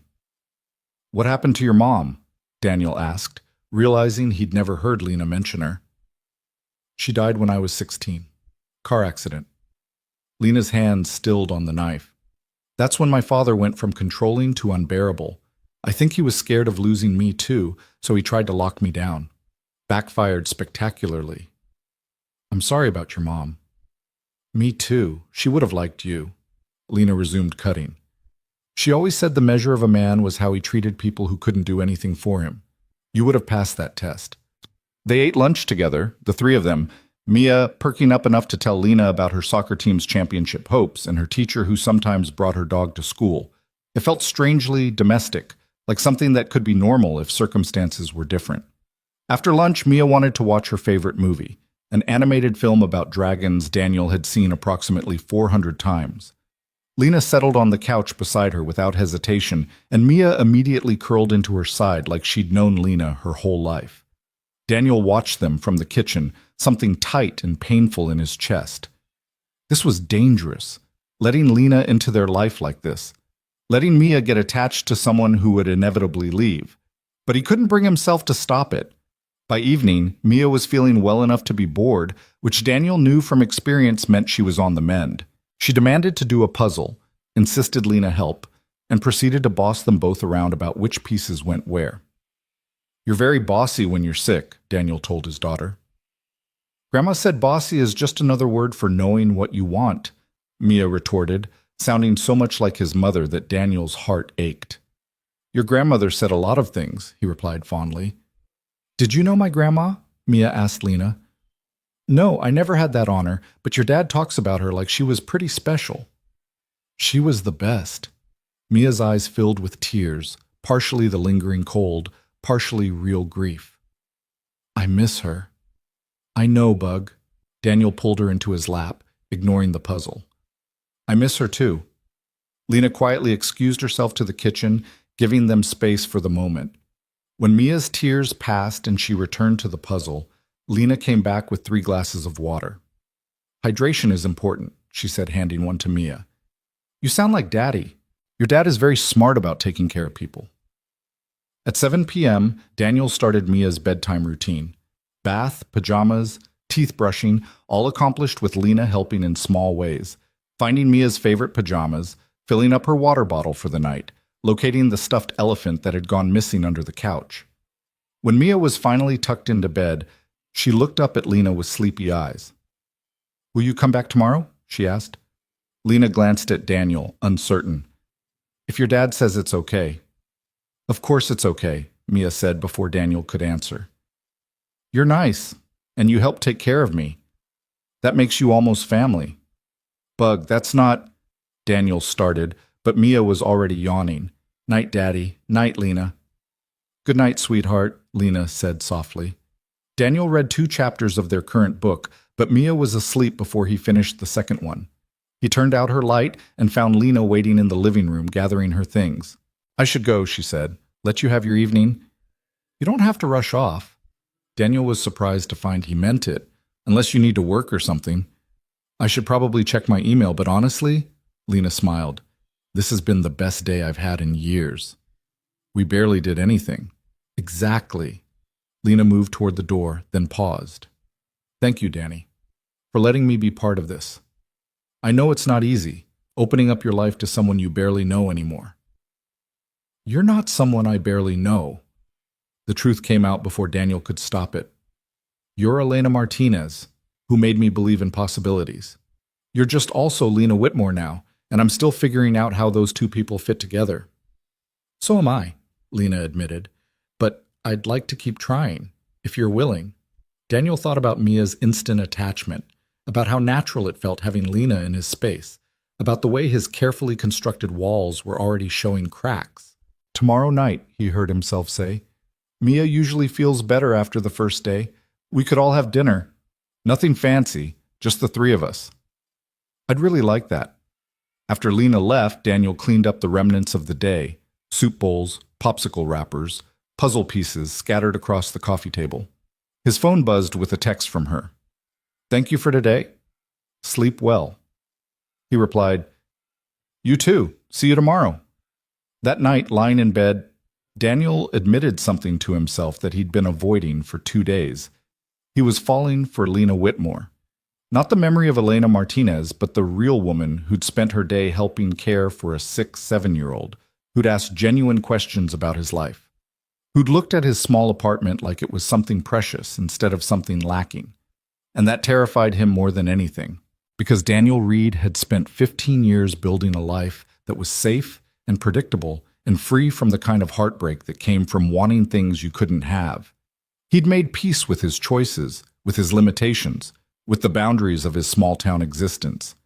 But Lena made him want more, made him remember what it felt like to dream beyond tomorrow's appointments and next month's bills, made him wonder if maybe, just maybe, he could have something more than survival.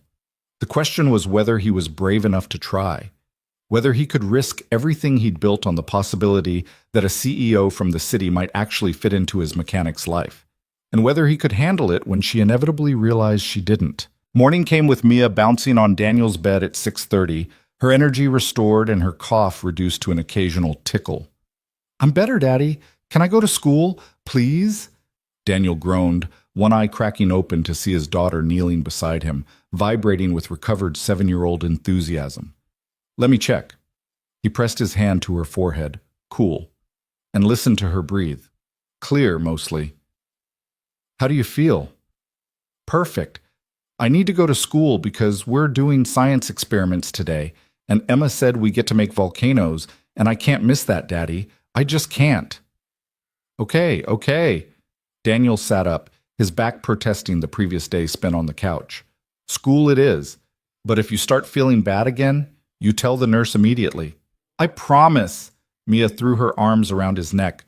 "You're the best daddy ever." "Remember that when you're a teenager," Daniel muttered, but he was smiling. By 7:15, Mia was fed, dressed, and practically dragging him out the door. At the crosswalk, she hugged him, and then paused, looking up with those 2 perceptive eyes. "Is Lena coming for dinner tonight?" "Yeah, she is. Is that okay with you?" "It's great." Mia's grin was enormous. "I like her, Daddy. She's nice, and she doesn't talk to me like I'm a baby, and she knows about computers and stuff. Can she teach me about computers?" "We'll see, Bug. Now go before you're late." Daniel watched her run across the street, her backpack bouncing, and felt that familiar mixture of pride and terror that came with single parenthood. Mia was getting attached to Lena, fast. And if this thing between them didn't work out, it wouldn't just be his heart that broke. The garage was busy that morning, 3 oil changes, a transmission that needed rebuilding, and Mrs. Patterson back again because her check engine light had come on. Daniel lost himself in the work, hands moving through familiar patterns while his mind spun in circles about the evening ahead. Around 11, his phone rang. Lena's name on the screen made his heart jump. "Hey," he answered, wiping grease on his work rag. "Hi, bad time?" "Just finishing up a job. What's up?" "I was thinking about tonight." Lena sounded nervous. "Would it be weird if I brought groceries? I thought maybe I could cook dinner for the three of us." Daniel blinked, surprised. "You cook?" "I used to, before my life became nothing but takeout and catered events. I'm not amazing at it, but I can manage a decent meal." She paused. "Unless you'd rather I didn't. I don't want to overstep." "No, that sounds nice, actually." Daniel tried to remember the last time someone cooked dinner in his apartment that wasn't him. Couldn't. "What were you thinking of making?" "Mia mentioned yesterday that she likes spaghetti. I could do that, and maybe a salad, garlic bread. Simple but filling." "She'd love that." Daniel hesitated, then added, "I'd love that too." "Okay." Relief flooded Lena's voice. "What time should I come over?" "Mia gets out at 3:30. Anytime after 4? "Perfect. I'll see you then." After hanging up, Daniel stood in his garage staring at his phone like it might explain what was happening to his carefully ordered life. A CEO was coming to his apartment to cook dinner for him and his daughter. This was surreal. "You look like a man who just got asked on a date," Harold from Harold's garage said, leaning against the doorframe with a knowing grin. "I'm working, Harold. What do you want?" "Came to borrow that metric socket set again. But now I'm more interested in why you're smiling at your phone like a teenager." Harold moved closer, his weathered face creasing with amusement. "This about that fancy woman who's been around town? The one in the Mercedes?" "Small towns," Daniel muttered. "Wouldn't be a small town if we didn't mind each other's business." Harold grabbed the socket set from Daniel's workbench. "Sarah at the coffee shop says you two were college sweethearts. That true?" "It's complicated. It always is." Harold headed for the door, then turned back. "For what it's worth, Daniel, you deserve some happiness. Sarah would have wanted that for you." The mention of his mother hit Daniel square in the chest. "Thanks, Harold." Alone again, Daniel returned to the transmission rebuild, but his heart wasn't in it. His mind kept jumping to the evening ahead, Lena in his kitchen, Mia chattering about her day, the three of them around his small table like some kind of makeshift family. The word family stuck in his throat. That's what Mia had said last night. Almost family. Kids didn't understand the complexity of adult relationships, the impossibility of fitting a square peg into a round hole. But maybe Daniel didn't want to understand it either. Maybe he just wanted to enjoy one dinner without overthinking every possible disaster. At 3:30, he closed the garage and drove to Mia's school. She came running out with Emma, both girls talking over each other about the volcano experiment that had apparently exceeded all expectations. "It exploded everywhere, Daddy, like lava but with baking soda and vinegar and red food coloring." Mia climbed into the truck, still gesticulating wildly. "Mrs. Martinez said it was the best eruption she'd seen in 5 years of teaching." "That's great, Bug. I'm glad you felt well enough to participate." "I told you I was better." Mia buckled her seatbelt, then looked at him hopefully. "Is Lena still coming for dinner?" "She is. Actually, she's cooking for us." "Really?" Mia's eyes went wide. "What's she making?" "Spaghetti." "Yes." Mia pumped her fist. "I like Lena more and more." Back at the apartment, Daniel made Mia change out of her food-coloring, stained school clothes and start her homework while he attempted to make the place presentable. He washed dishes, cleared the coffee table of yesterday's puzzle remnants, and was in the middle of vacuuming when there was a knock at the door.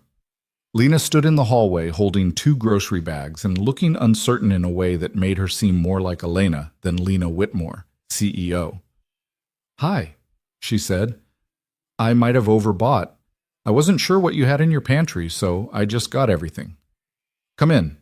Daniel took one of the bags, catching a glimpse of pasta, sauce, fresh vegetables, and what looked like the ingredients for homemade garlic bread.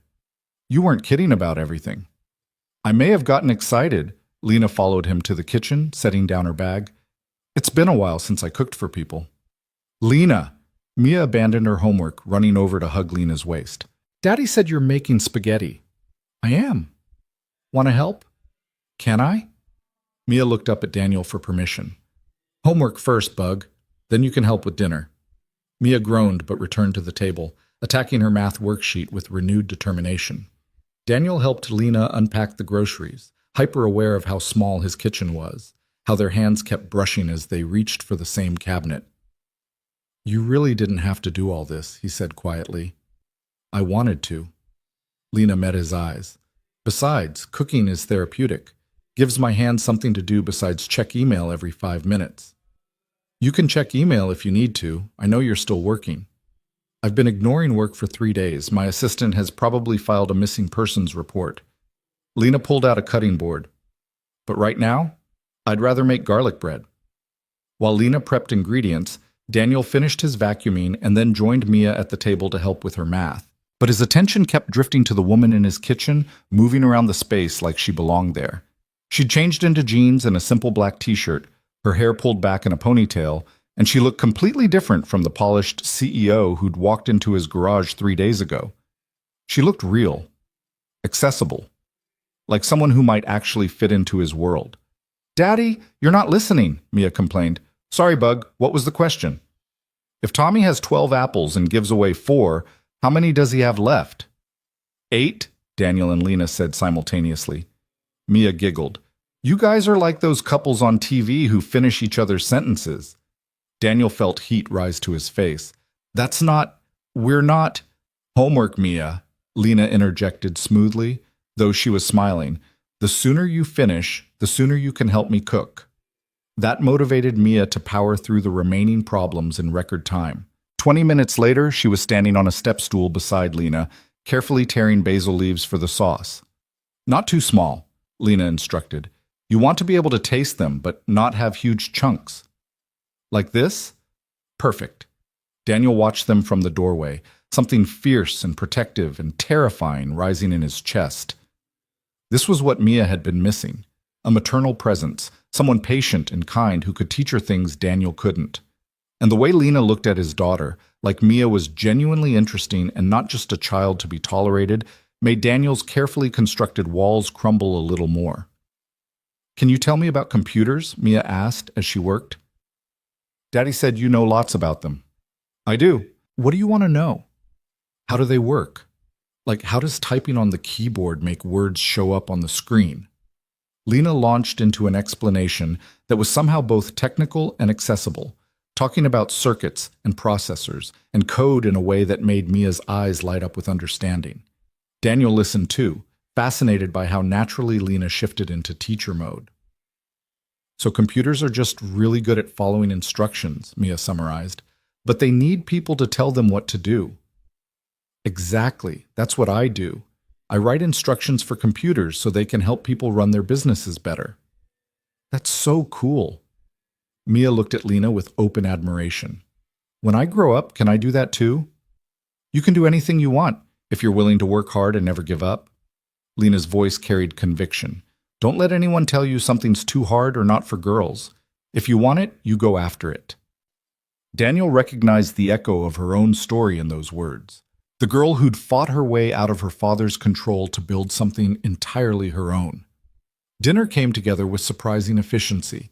Lena let Mia handle simple tasks, stirring sauce, arranging bread on a baking sheet, while managing the more complex elements herself. Daniel set the table, found napkins, poured water for Mia and wine for himself and Lena. When they finally sat down to eat, the spaghetti was perfect. Rich sauce, al dente pasta, garlic bread that was crispy on the outside and soft within. Mia dove in with enthusiasm, twirling pasta onto her fork with mixed results. "This is really good," Daniel said honestly. "Where'd you learn to cook like this?" "My mom, before she died. We used to cook together on Sunday afternoons." Lena's expression turned wistful. "It was our time, just the two of us. She'd teach me family recipes and tell me stories about growing up poor in Mexico City. My father hated it, said cooking was beneath us, that we had staff for that. But Mom insisted." "I'm glad she did," Mia said through a mouthful of pasta. "This is way better than Daddy's spaghetti." "Hey," Daniel protested, "my spaghetti is perfectly adequate." "Adequate is not the same as good," Mia informed him seriously. Lena laughed, and the sound filled Daniel's small apartment with warmth. They ate and talked, Mia dominating the conversation with stories about school, her soccer team, her best friend Emma's upcoming birthday party.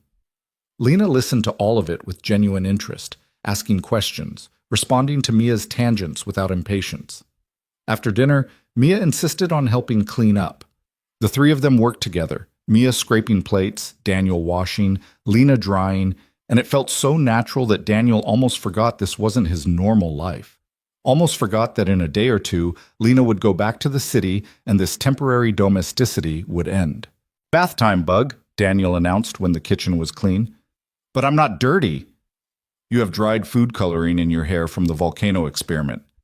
Mia touched her hair, finding the red streak she'd forgotten about. Okay, fine." While Mia bathed, Daniel and Lena moved to the couch with their wine. The apartment was quiet except for Mia's off-key singing from the bathroom, something about dragons that she'd learned at school. "Thank you for tonight," Daniel said. "Dinner, helping with Mia, all of it. You didn't have to." "I know I didn't have to. I wanted to." Lena curled into the corner of the couch, her wine glass cradled in both hands. "Is it weird that I've had more fun cooking spaghetti in your tiny kitchen than I had at a 500-person gala last month?" "A little weird, yeah. That gala cost my company $50,000 to sponsor. I wore a dress that cost more than your truck. I networked with CEOs and senators and people whose names make headlines." Lena took a sip of wine, "And I spent the whole night wishing I was anywhere else." "Why go, then?" "Because it's expected. Because building relationships is part of the job. Because sometimes you do things not because they make you happy, but because they're necessary." Lena looked at him over her glass. "But sitting here with you and Mia, eating spaghetti and talking about volcano experiments, this makes me happy." Daniel's heart was doing dangerous things in his chest. "Elena, I need to tell you something." Lena set down her wine, her expression turning serious. "I have a board meeting Thursday morning that I can't miss, which means I have to drive back tomorrow night." The words hit like cold water. "Tomorrow. I'm sorry. I've pushed it as far as I can. If I don't show up, there will be consequences. Not just for me, but for my employees, my investors, everyone counting on me. I understand." Daniel did understand, even as disappointment settled heavy in his stomach. "You have responsibilities. So do you, to Mia, to your garage, to this town." Lena reached for his hand, her fingers tentative. "But Danny, I don't want this to end. These 3 days with you and Mia, they've reminded me what I've been missing, what I've been too busy to even realize I wanted." "What are you saying?" "I'm saying I want to try, really try." Lena's grip on his hand tightened. "I know it won't be easy. I know the logistics are complicated, but I haven't felt this alive in years, and I don't want to walk away from that."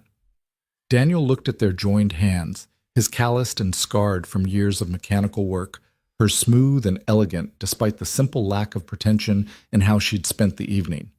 Two different worlds, two different lives, somehow meeting in his small apartment. "I want to try too," he admitted, "but I need you to understand what you'd be signing up for. My life isn't glamorous. It's early mornings and late nights, sick kids and broken down cars, small-town gossip and limited options. I can't offer you excitement or adventure." "I don't want excitement. I want real." Lena's eyes were fierce. "I want someone who sees me, not my net worth. Someone who challenges me to be better, but accepts me as I am. Someone who makes me want to cook spaghetti on a Tuesday night instead of working through dinner alone." "That's a lot to put on someone." "Maybe.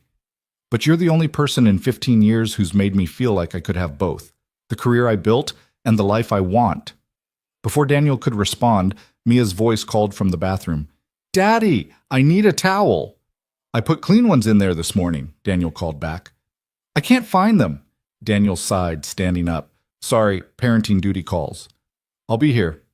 In the bathroom, Mia was standing in the tub, dripping wet, having somehow overlooked the towel hanging on the rack directly in front of her. Daniel wrapped her up, helped her dry off, and got her into pajamas while she chattered about whether dragons were real, and if they were, could she have one as a pet.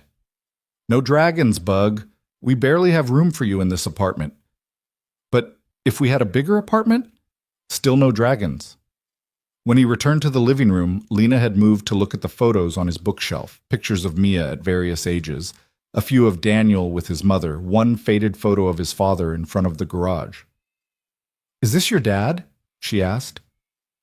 "Yeah, taken about a year before he died." Daniel joined her, looking at the photo with the familiar ache of old grief. He built that garage from nothing, worked 16-hour days to make it successful.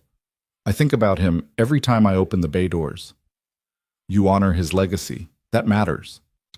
Some days I wonder if I'm honoring it or just stuck in it. Daniel hadn't meant to say that out loud, but somehow Lena drew out his deepest truths. Those aren't mutually exclusive. You can honor where you came from and still want something different. Before Daniel could explore that thought, Mia appeared in her pajamas, her hair still damp, her favorite stuffed elephant tucked under her arm. "I'm ready for stories," she announced, then looked at Lena hopefully. "Will you read to me?" Lena glanced at Daniel, uncertain. "If your dad says it's okay." "I don't mind," Daniel said. "But Mia, Lena might not." "I'd love to," Lena interrupted. They settled on Mia's bed. Daniel on one side, Lena on the other, Mia in the middle with her elephant. The current book was about a girl detective solving mysteries in her neighborhood, and Mia was deeply invested in the plot. Lena read with different voices for each character, making Mia giggle and Daniel smile despite himself. When she finished this chapter, Mia yawned and snuggled deeper into her pillows. "One more chapter?" she asked hopefully. "Not tonight, Bug. You've got school tomorrow." Daniel kissed her forehead. "Sleep tight." "Night, Daddy. Night, Lena." Mia's eyes were already closing. This was the best day ever. Out in the living room, Lena collected her purse, checking her phone for the first time all evening. Her expression tightened as she scrolled through what looked like dozens of notifications. "Everything okay?" Daniel asked. "My assistant is having a minor panic attack about the board meeting. Apparently one of the directors is pushing to change the agenda, and Marcus thinks I should fly back tonight to prepare." Lena typed out a quick response. "I'm telling him it can wait until tomorrow afternoon. You don't have to stay on my account." "I'm staying on my account because I want to." Lena pocketed her phone. "Besides, I haven't made my case yet." "What case?" "The case for why this could work. Us, I mean." Lena moved closer, and Daniel's heart rate kicked up. "You think the logistics are impossible. I think they're just complicated." "Complicated is underselling it. You live 3 hours away. You run a company. I have a daughter and a business that requires me to be here. So we figure it out.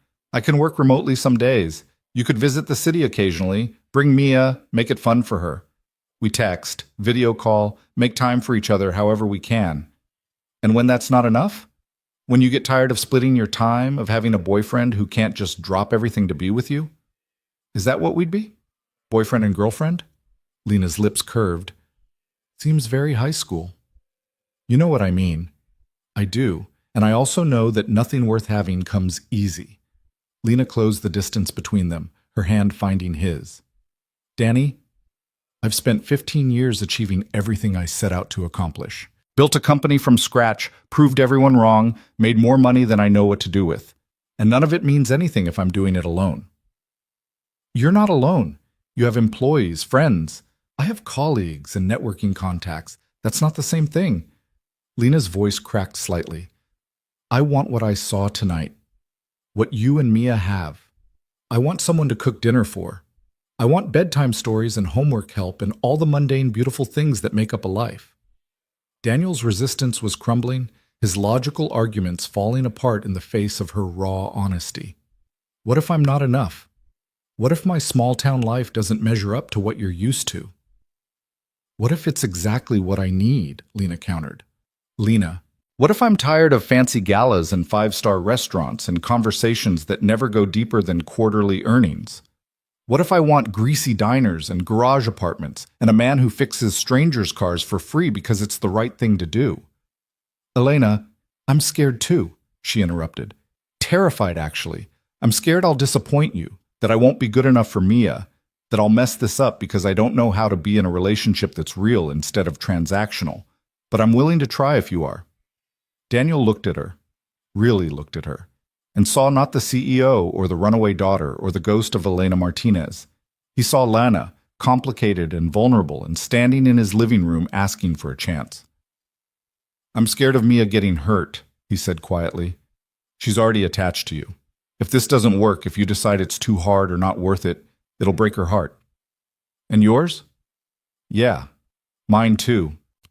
Lena stepped closer, close enough that Daniel could smell her perfume, see the flecks of gold in her dark eyes. "Then we don't let it fail.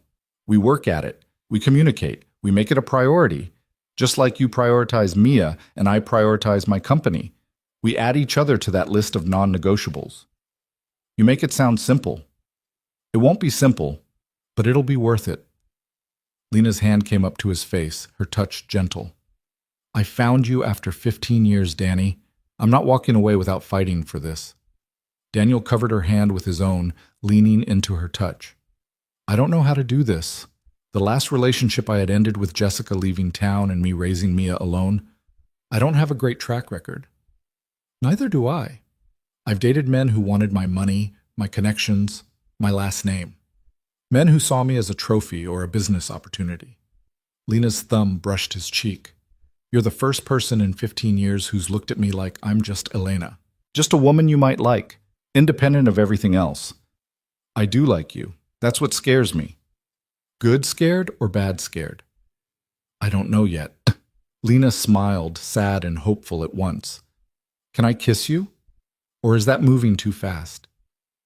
Daniel's answer was to close the remaining distance between them, his lips finding hers in a kiss that was both familiar and brand new. She tasted like wine and memory and possibility. Her hand slid to his shoulders, his found her waist, and for a moment everything else fell away. The fear, the logistics, the impossible distance between their lives. When they pulled apart, Lena was breathing hard, her forehead resting against his. "Okay," she whispered. That answered some questions. "Yeah? Definitely still chemistry." She pulled back slightly, her eyes searching his. "So what do we do now?" Daniel took a breath, making the decision before he could talk himself out of it. "We try. Long distance, complicated schedules, all of it. We figure it out as we go." "Really? Really? But I need you to promise something." "Anything. If it gets to be too much, if the commute or the complications or having to schedule time together starts feeling like a burden instead of something you want, you tell me. No disappearing, no slow fade. We talk about it like adults." "I promise." Lena kissed him again, softer this time. "And you promise the same. If I'm not meeting Mia's needs, if I'm disrupting your life too much, you tell me." "Deal." They stood there in his small living room, holding each other, both of them knowing they were making a leap without a net. But for the first time in 15 years, Daniel felt like maybe the risk was worth it. "I should go," Lena said eventually. "Let you get some sleep." "Yeah." Daniel didn't let go. "What time are you leaving tomorrow?" "After lunch? I want to say goodbye to Mia properly, if that's okay." "She'd like that." At the door, Lena turned back. "Danny, thank you for giving me a chance, for trusting me with Mia, for not letting your fear win." "My fear's still there," Daniel admitted. "I'm just choosing to ignore it for now. That's all any of us can do." After she left, Daniel cleaned up the wine glasses, checked on Mia one more time, and lay in bed staring at the ceiling. His phone buzzed with a text from Lena. "Made it back to the inn. Thank you for tonight, for everything." He replied, "Sleep well. See you tomorrow." Tomorrow she'd leave. Tomorrow they'd start this impossible long-distance attempt at a relationship. Tomorrow everything would get complicated. But tonight, Daniel let himself feel hopeful. Let himself believe that maybe, just maybe, some love stories got second chances. And maybe he deserved one too. The next morning brought rain, the cold, persistent kind that turned riverside streets into rivers of autumn leaves and made Daniel's garage feel even smaller and darker than usual. He worked through the morning on autopilot, replacing brake pads and rotating tires while his mind counted down the hours until Lena would leave. She'd texted at 7. "Can I take you and Mia to lunch before I go?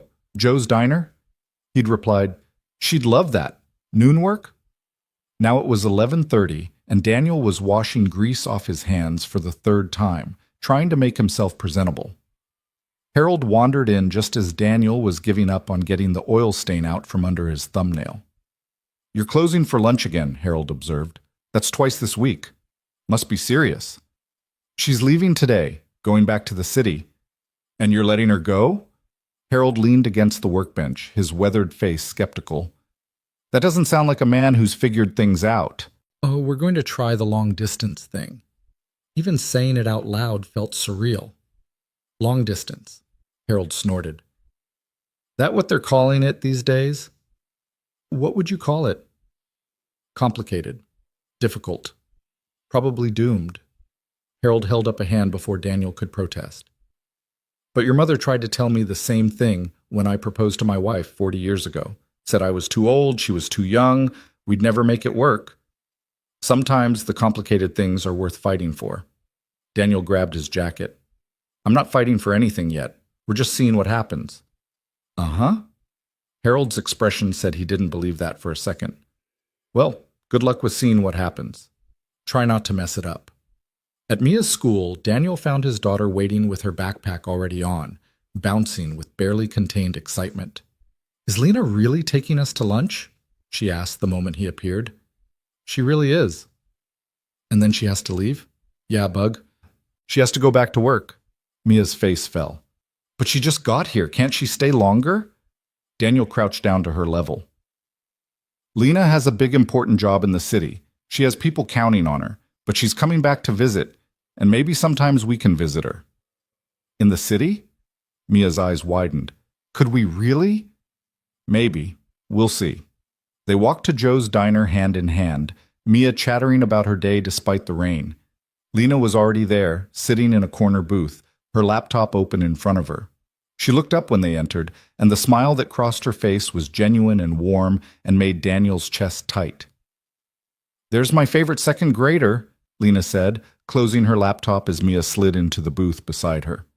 "I'm in first grade," Mia corrected, "but I'm advanced for my age." "I can tell." Lena's eyes met Daniel's over Mia's head, and something passed between them. Acknowledgement of what was coming, determination to make these last hours count. They ordered lunch. Burgers for Daniel and Mia, a salad for Lena that Mia immediately declared boring, and fell into easy conversation. Mia dominated the discussion with a story about her friend Emma's upcoming birthday party, which apparently involved both a bounce house and a petting zoo. "That sounds amazing," Lena said. "When is it?" 2 weeks, on Saturday." Mia looked at Daniel hopefully.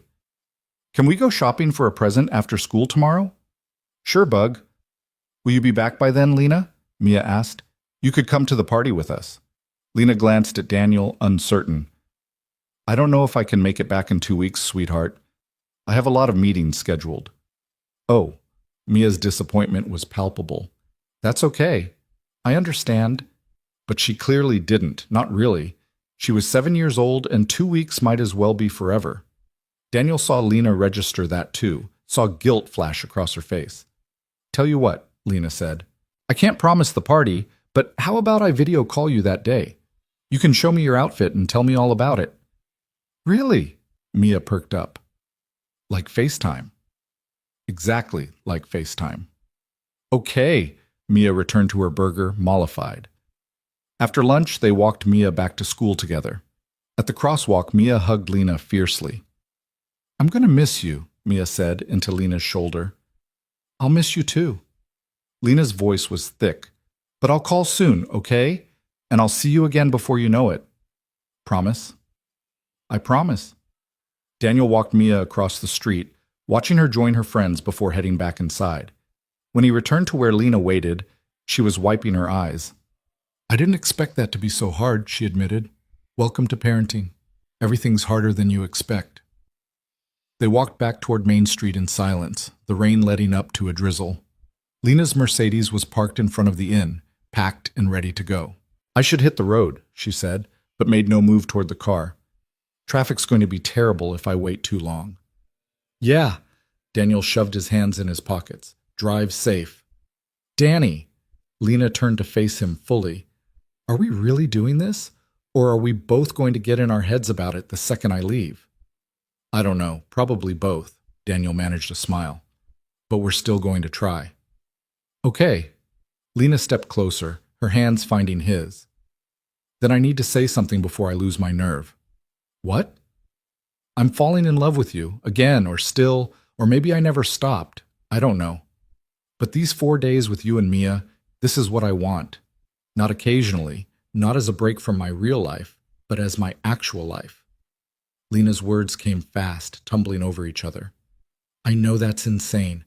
I know we just reconnected, but I've spent 15 years wondering what if, and now I know. You're my what if, Danny Reed. You always were. Daniel's heart was pounding so hard he was sure she could hear it.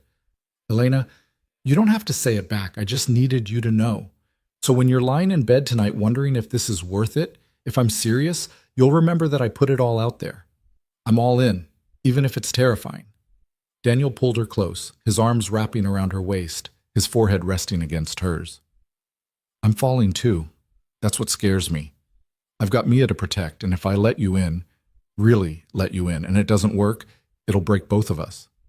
Then we don't let it not work. Lena's hands came up to frame his face. We fight for this. We make time. We communicate. We show up for each other however we can. What if it's not enough? What if it is? Daniel kissed her, there on Main Street in the rain, not caring who saw or what they'd say. When they broke apart, Lena was crying, and Daniel realized he was too. Call me when you get home, he said, so I know you made it safe. I will. Lena pulled out her keys, then hesitated. 2 weeks. I'll come back in 2 weeks for Emma's birthday party. I'll clear my schedule, tell my assistant it's non-negotiable. I want to be there for Mia. You don't have to. I want to. For her and for me. For us. Lena opened her car door. 2 weeks, Danny, and then we start figuring this out for real. Daniel watched her drive away, her Mercedes disappearing around the bend in the road. He stood there long after she was gone, rain soaking through his jacket, feeling the weight of possibility and fear in equal measure. The next 2 weeks were harder than Daniel anticipated. Work consumed his days. The garage was busier than usual with everyone getting their cars ready for winter. Mia's evenings were packed with homework, soccer practice, and the elaborate preparations for Emma's party. But every spare moment, Daniel's mind drifted to Lena. They texted constantly. Good morning messages and good night check-ins. Photos of Mia's latest art project. Screenshots of Lena's meetings that had run too long. Video calls when they could manage them, usually late at night after Mia was asleep, both of them exhausted, but unwilling to hang up. Tell me about your day, Lena would say, and Daniel would describe oil changes and transmission rebuilds, the mundane details of his small-town life. And she'd listen like it mattered, like his world was as interesting as hers. In return, she told him about board meetings and product launches, the stress of managing 200 employees, the constant pressure to grow and scale and never slow down. I'm tired, she admitted one night, 10 days after leaving Riverside. Not physically, just tired of performing, tired of being Lena Whitmore, CEO, instead of just Lena. Then just be Lena, Daniel said, at least with me. That's why I need you. You let me be both. But the distance was taking its toll. Lena missed Mia's soccer game because of a client emergency. Daniel had to cancel a video call because Mrs. Patterson's car broke down at 9 p.m. and he was the only mechanic she trusted. The logistics they'd promised to figure out felt increasingly impossible. On Thursday of the second week, Daniel's doubts crystallized during a conversation with Harold. She coming back this weekend? Harold asked, wiping oil from a dipstick. That's the plan. But I don't know how sustainable this is. She's got a company to run. I've got Mia and the garage. We're trying to build something on stolen moments and video calls.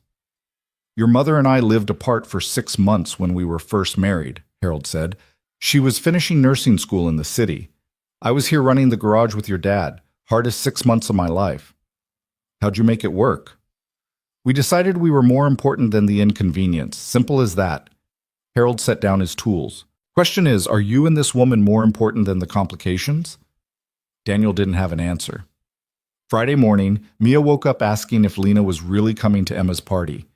She said she would, Bug. But what if she can't? What if work is too busy? Then we'll be disappointed, but we'll understand. Daniel helped Mia into her jacket. Sometimes adults have responsibilities they can't get out of. You always show up for me, Mia pointed out. You came to my soccer game even when Mrs. Patterson's car was broken. That's different. You're my daughter. You come first, always. Doesn't Lena want to come first too? The question haunted Daniel all morning. Did Lena want to be a priority, or was she content being fit into the margins of his life? And more importantly, could he handle being fit into the margins of hers? At noon, his phone rang. Lena's name on the screen made his stomach flip. Hey, he answered. Everything okay? No? Her voice was strained. Danny, I'm so sorry. The board meeting I pushed to next week got moved to tomorrow. Emergency session about a potential acquisition. I tried to reschedule, but 3 of the directors can't do any other time, and if I don't show up, you can't make it to the party. Daniel's heart sank. I'm so sorry. I know I promised Mia. I know I said I'd be there. Lena sounded close to tears. I tried everything. I offered to video conference and to send my COO, but they're voting on something that requires my presence. If I don't go, I could lose control of my own company. Daniel closed his eyes, fighting disappointment. I understand. Work comes first sometimes. It's not that it comes first. It's that I don't have a choice. The frustration in Lena's voice was palpable. This is what I was afraid of, Danny, that I'd let you and Mia down because my life is too complicated to fit into normal schedules. We'll manage. Mia will be disappointed, but she'll understand. Will she? She's 7. She doesn't understand corporate politics or fiduciary responsibility. She just knows I promised and broke that promise. Lena took a shaky breath. And what about next time? And the time after that? How many times can I disappoint her before she stops trusting me? Elena, we knew this wouldn't be easy. Maybe it's not supposed to be this hard. The words came out bitter. Maybe the universe is telling us we're forcing something that doesn't fit. Daniel's chest tightened. Is that what you think? Silence stretched between them. Finally, Lena said quietly, I don't know what I think anymore. I just know I can't keep hurting the people I care about because I'm trying to be in 2 places at once. So what are you saying? I don't know. I need to think. Can we talk after the board meeting when I'm not so overwhelmed? Yeah, sure. Daniel's voice came out hollow. Good luck tomorrow. After they hung up, Daniel sat in his garage staring at his phone. This was what he'd been afraid of from the beginning, that the reality of their lives wouldn't match the fantasy. That love, no matter how genuine, couldn't overcome logistics. That evening, he had to tell Mia that Lena couldn't make it to the party. Oh, Mia's face fell. Okay. She's really sorry, Bug. She has an important work thing she can't miss. I know, it's fine. But Mia's voice was small, and she didn't ask any follow-up questions.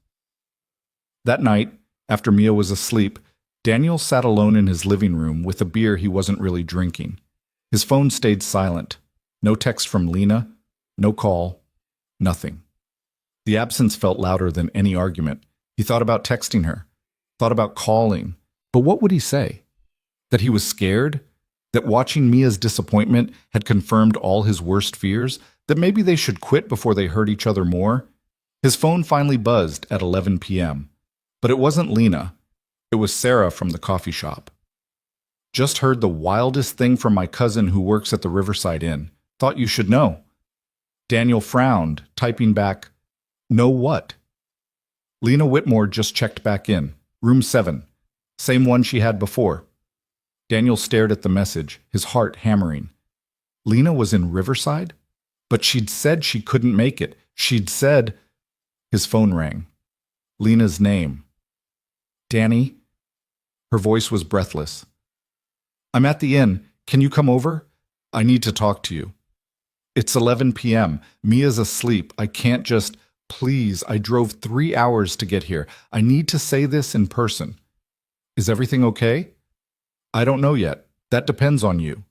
Daniel's mind raced. Mrs. Chen lived 2 doors down. He could ask her to listen for Mia, just for an hour.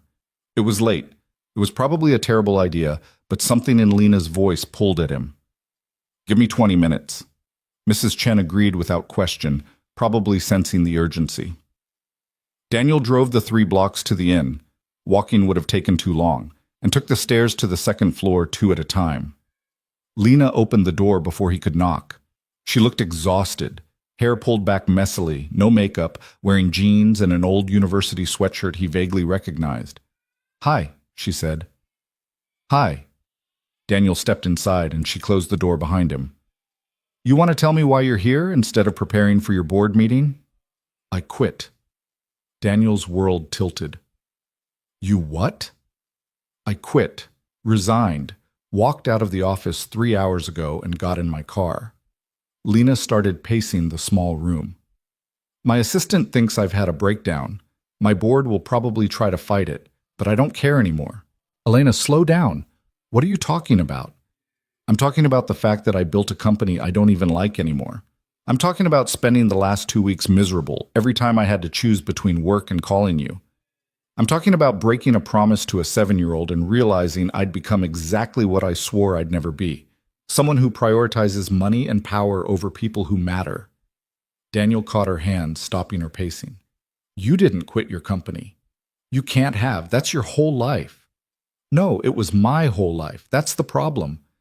Lena's eyes were bright with unshed tears. "These past 2 weeks, I kept telling myself the distance was temporary, that once we figured out a rhythm, it would get easier. But it won't, Danny. My job will always demand more. There will always be another emergency meeting, another crisis, another reason I can't be where I want to be." "So you quit? Just like that?" "Not just like that. I thought about it. A lot." Lena pulled her hands free, moving to the window. "I thought about what I told Mia at dinner, that you can do anything if you work hard and never give up. And I realized I've been working hard at the wrong things. Building a company I don't love. Chasing success that doesn't make me happy.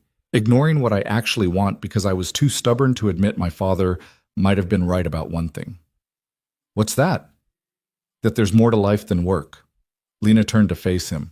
"I don't need to be a CEO to be successful.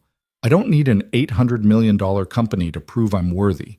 What I need is to wake up in the morning and actually want to live my life instead of just manage it." Daniel's head was spinning. "Okay, but quitting seems extreme. You could step back, hire someone to run day-to-day operations." "I don't want to step back. I want out." Lena's voice was firm. "I've already talked to my COO. She's more than capable of taking over. Better than me, honestly. She actually likes the corporate politics I can't stand." "And what will you do?" "I don't know yet. I have some ideas, but that's not why I drove 3 hours tonight." Lena crossed the room, standing directly in front of him. "I came to ask if you meant it when you said you were falling for me. Because if you did, I need to know if there's room in your life for me. Not as a weekend visitor or a video call, as someone who's actually here." Daniel felt like the floor had dropped out from under him. "You want to move to Riverside?" "I want to be where you are, where Mia is, where I can actually build the life I want instead of the one I thought I was supposed to have." Lena's hands found his. "I know it's fast. I know it's crazy. But I also know I've spent 15 years wondering what if, and I'm done wondering. I want to find out." "Elena, you can't just uproot your entire life for me, for us. What if it doesn't work? What if you get here and realize small-town life isn't what you want? Then I'll have tried. I'll have taken the chance instead of letting fear make my decisions." Lena's grip tightened. "But I don't think that's what will happen. I think I'll wake up in a place where I can breathe, where success means making dinner with people I love instead of closing another deal, where I matter because of who I am, not what I've built." Daniel wanted to argue, wanted to point out all the logical flaws in her plan, but looking at her face, determined and vulnerable and so completely certain, he couldn't find the words. "What about Mia?" he asked quietly. "If you move here, she'll get even more attached. And if you change your mind—" "I won't change my mind." Lena's voice was fierce. "Danny, I watched Mia's face when you told her I couldn't make the party. I saw how hard she tried to hide her disappointment, and I realized I never want to be the person who lets her down again. I want to be the person who shows up, who keeps promises, who earns her trust by being there. That's a big commitment. I know, and I'm not asking to be her mother or step in where I don't belong. I'm just asking for a chance to be part of her life, part of your life, whatever that looks like. Daniel pulled her close, his arms wrapping around her, his face buried in her hair. She smelled like expensive shampoo and the rain she'd driven through to get here, and she felt solid and real and terrifying. I'm scared, he admitted into her shoulder. Me too. Lena's arms tightened around him. But I'm more scared of not trying, of looking back in another 15 years and wondering what if one more time. They stood there for a long moment, holding each other while Daniel's mind raced through possibilities and obstacles and logistics. Finally, he pulled back enough to see her face. Okay, he said, but we do this carefully. No rushing. You get a place of your own first, not here with me and Mia. We date like normal people. We give Mia time to adjust. And if at any point you realize this isn't what you want, you tell me immediately. I can do that. Lena smiled through her tears. Though I should probably warn you, I've never dated like normal people. I don't know what that looks like. It looks like dinner on Tuesdays, coffee on Saturday mornings, movie nights where Mia falls asleep halfway through and we have to carry her to bed. Daniel traced her cheek with his thumb. It looks boring and mundane and absolutely nothing like your old life. Perfect, Lena whispered. When do we start? How about tomorrow? There's a birthday party at 2 p.m. I know someone who'd be really happy if you showed up. Lena's face lit up. I thought you'd never ask. The next morning, Daniel woke Mia gently. Bug, I have a surprise for you. Mia rolled over, rubbing her eyes. What kind of surprise? The kind where Lena's in town and wants to take you shopping for Emma's birthday present, if that's okay with you. Mia sat up so fast she nearly headbutted him. Really? She came back? She really did. Her meeting got canceled and she drove here last night. Can we go see her right now? Daniel laughed. How about we eat breakfast first? Then we'll meet her at the store at 9. Mia was dressed and ready in record time, practically vibrating with excitement. At the store, Lena was waiting by the toy section, and Mia ran straight into her arms. You came back, Mia said, hugging her tight. I promised, didn't I? Lena caught Daniel's eye over Mia's head. And I always keep my promises. They spent the morning shopping for Emma's present. Mia eventually settled on an art kit after much deliberation, and then got ice cream despite it being barely 10 a.m. Lena and Daniel sat on a bench watching Mia chase pigeons, their shoulders touching, fingers intertwined. I meant what I said last night, Lena said quietly, about staying, about building a life here. I know you did, but we're still taking it slow. Slow is good. Slow I can do. Lena squeezed his hand. Though, fair warning, I've already been looking at rental properties. There's a cottage on the edge of town that's available. 2 bedrooms, small yard, walking distance to your garage. You work fast. 15 years is long enough to wait. Lena turned to face him. I'm ready to start living, Danny. Really living. And I want to do it here, with you and Mia, if you'll have me. Daniel kissed her, there in the morning sunshine with Mia giggling in the background and half of Riverside probably watching. And for the first time in 15 years, he let himself believe in second chances. Emma's birthday party was chaotic and loud and perfect. Mia introduced Lena to all her friends as my dad's girlfriend who's really smart and knows about computers, which made Lena tear up and Daniel laugh. They ate cake and watched kids bounce themselves into exhaustion and helped clean up afterward. That evening, after Mia was asleep, Daniel and Lena sat on his couch, making plans. Lena would transition out of her company over the next month. She'd find a place in Riverside, something small and manageable. She had ideas for what to do next, consulting for small businesses, maybe teaching coding to kids, using her skills in ways that mattered without consuming her whole life. I have money saved, she said, enough that I don't need to work right away. I can take time to figure out what I actually want to do. That's a luxury most people don't have. I know, and I'm grateful for it. But more than that, I'm grateful for this.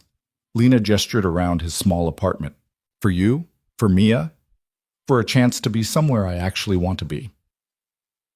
3 weeks later, Lena signed a lease on the cottage she'd found. It was small and needed work, but it had good bones and a view of the mountains and enough space for her to set up a home office. Daniel and Mia helped her move in, Mia insisting on arranging Lena's books by color because it looks prettier that way. The town gossip was relentless at first. Whispers about the CEO who gave up everything for a small-town mechanic.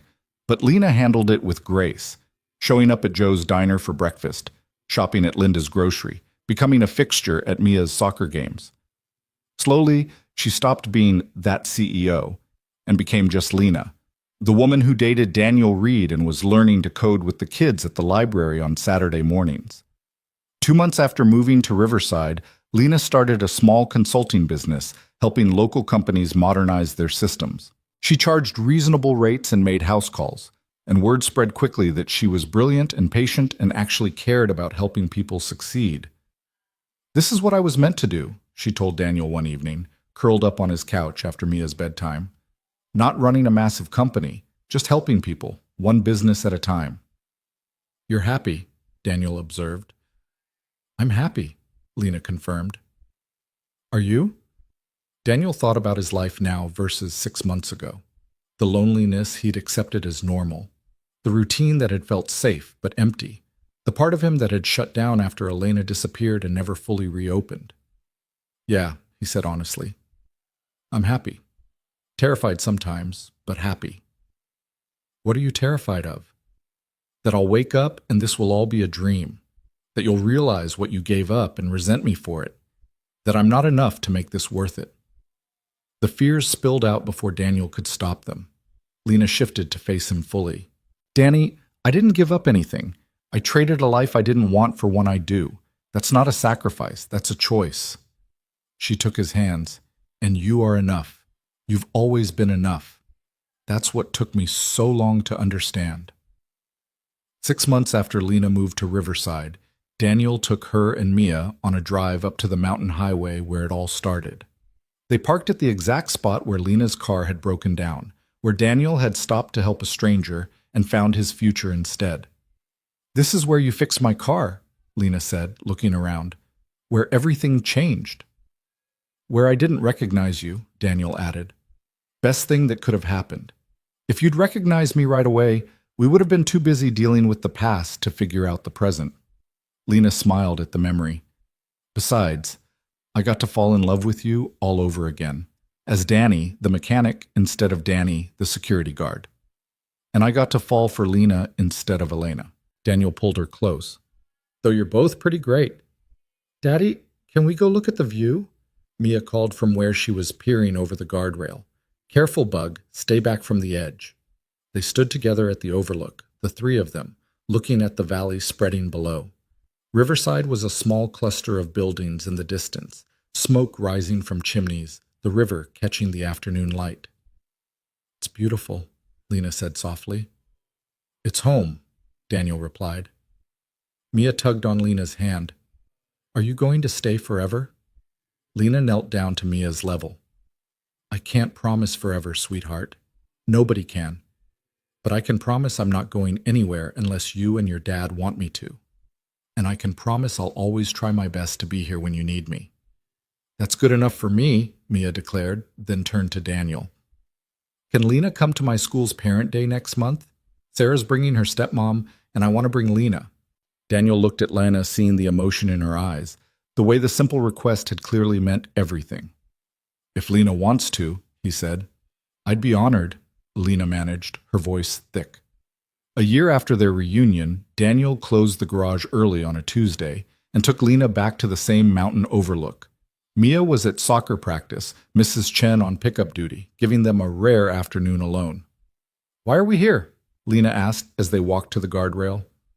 "Because this is where we started over, where we got our second chance." Daniel turned to face her, his heart hammering.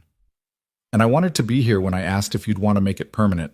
He pulled out a small box, opening it to reveal a simple diamond ring. Nothing flashy or expensive, just honest and real, like everything between them. "Lena Whitmore, formerly Elena Martinez, will you marry me?" Lena stared at the ring, then at him, tears streaming down her face. You're serious? Completely. I know we said we'd take it slow, and we have. But I also know I don't want to spend another day without you being officially part of this family. Mia already considers you hers. She told me yesterday she wishes you were her real mom, whatever that means to an 8-year-old. And I want you, permanently, if you'll have us. Yes. Lena threw her arms around him. Yes, yes, absolutely yes. Daniel slipped the ring on her finger and they stood there holding each other on the spot where everything had changed, where a breakdown had led to a breakthrough, where 15 years of searching had finally ended. I love you, Lena whispered. I loved you when you were Danny the security guard. I loved you when you were Daniel the mechanic who stopped to help a stranger. And I love you now, exactly as you are. I love you too, both of you, Elena and Lena, past and present, all of it. They told Mia that night over her favorite dinner, pancakes, because some traditions were worth keeping. She'd screamed with excitement, demanded to see the ring 17 times, and immediately started planning the wedding with the intense focus only an 8-year-old could muster. Can I be the flower girl? Can we have a chocolate cake? Can my whole soccer team come? Can we get a puppy? Yes, yes, maybe, and we'll talk about it, Daniel answered in order, laughing. 6 months later, they got married in Riverside Park on a perfect autumn afternoon. It was small, just friends, Mia's soccer team, Harold and Sarah, and everyone from town who'd watched their story unfold. Lena wore a simple white dress, Daniel wore his best suit, and Mia wore a princess dress she'd picked out herself, complete with sparkly shoes. They exchanged vows under the same trees where they'd had their first real conversation after reuniting, where Lena had told Daniel the truth about her past, and he'd chosen to give her a chance anyway. I promise to choose you, Daniel said, his voice steady despite the emotion. Every day, through complications and logistics and whatever life throws at us. I promise to see you, all of you, and love every version. I promise to show up, Lena replied, tears running freely. To keep my promises to you and Mia. To build a life that matters more than success. To never disappear again, even when things get hard. I'm here, Danny. I'm home. When they kissed, Mia cheered louder than anyone, and Daniel thought about the impossible journey that had led them here. A girl who ran from her father's control. A boy who gave up his dreams to care for his mother. 15 years of separate lives, and wondering what if. And finally, on a random Tuesday, on a random highway, fate had given them another chance. Sometimes love didn't arrive on time. Sometimes it broke down, got lost, took the scenic route through heartbreak and disappointment and years of wondering. But sometimes, if you were brave enough to stop when someone needed help, patient enough to let them find their way, and willing enough to believe in second chances, love found you exactly when you were ready. Daniel Reed had spent 15 years building a small, safe life. And then Lena Whitmore had appeared on a mountain highway, and small had become extraordinary, safe had become worth risking, and life had become finally and completely enough. More than enough. Everything.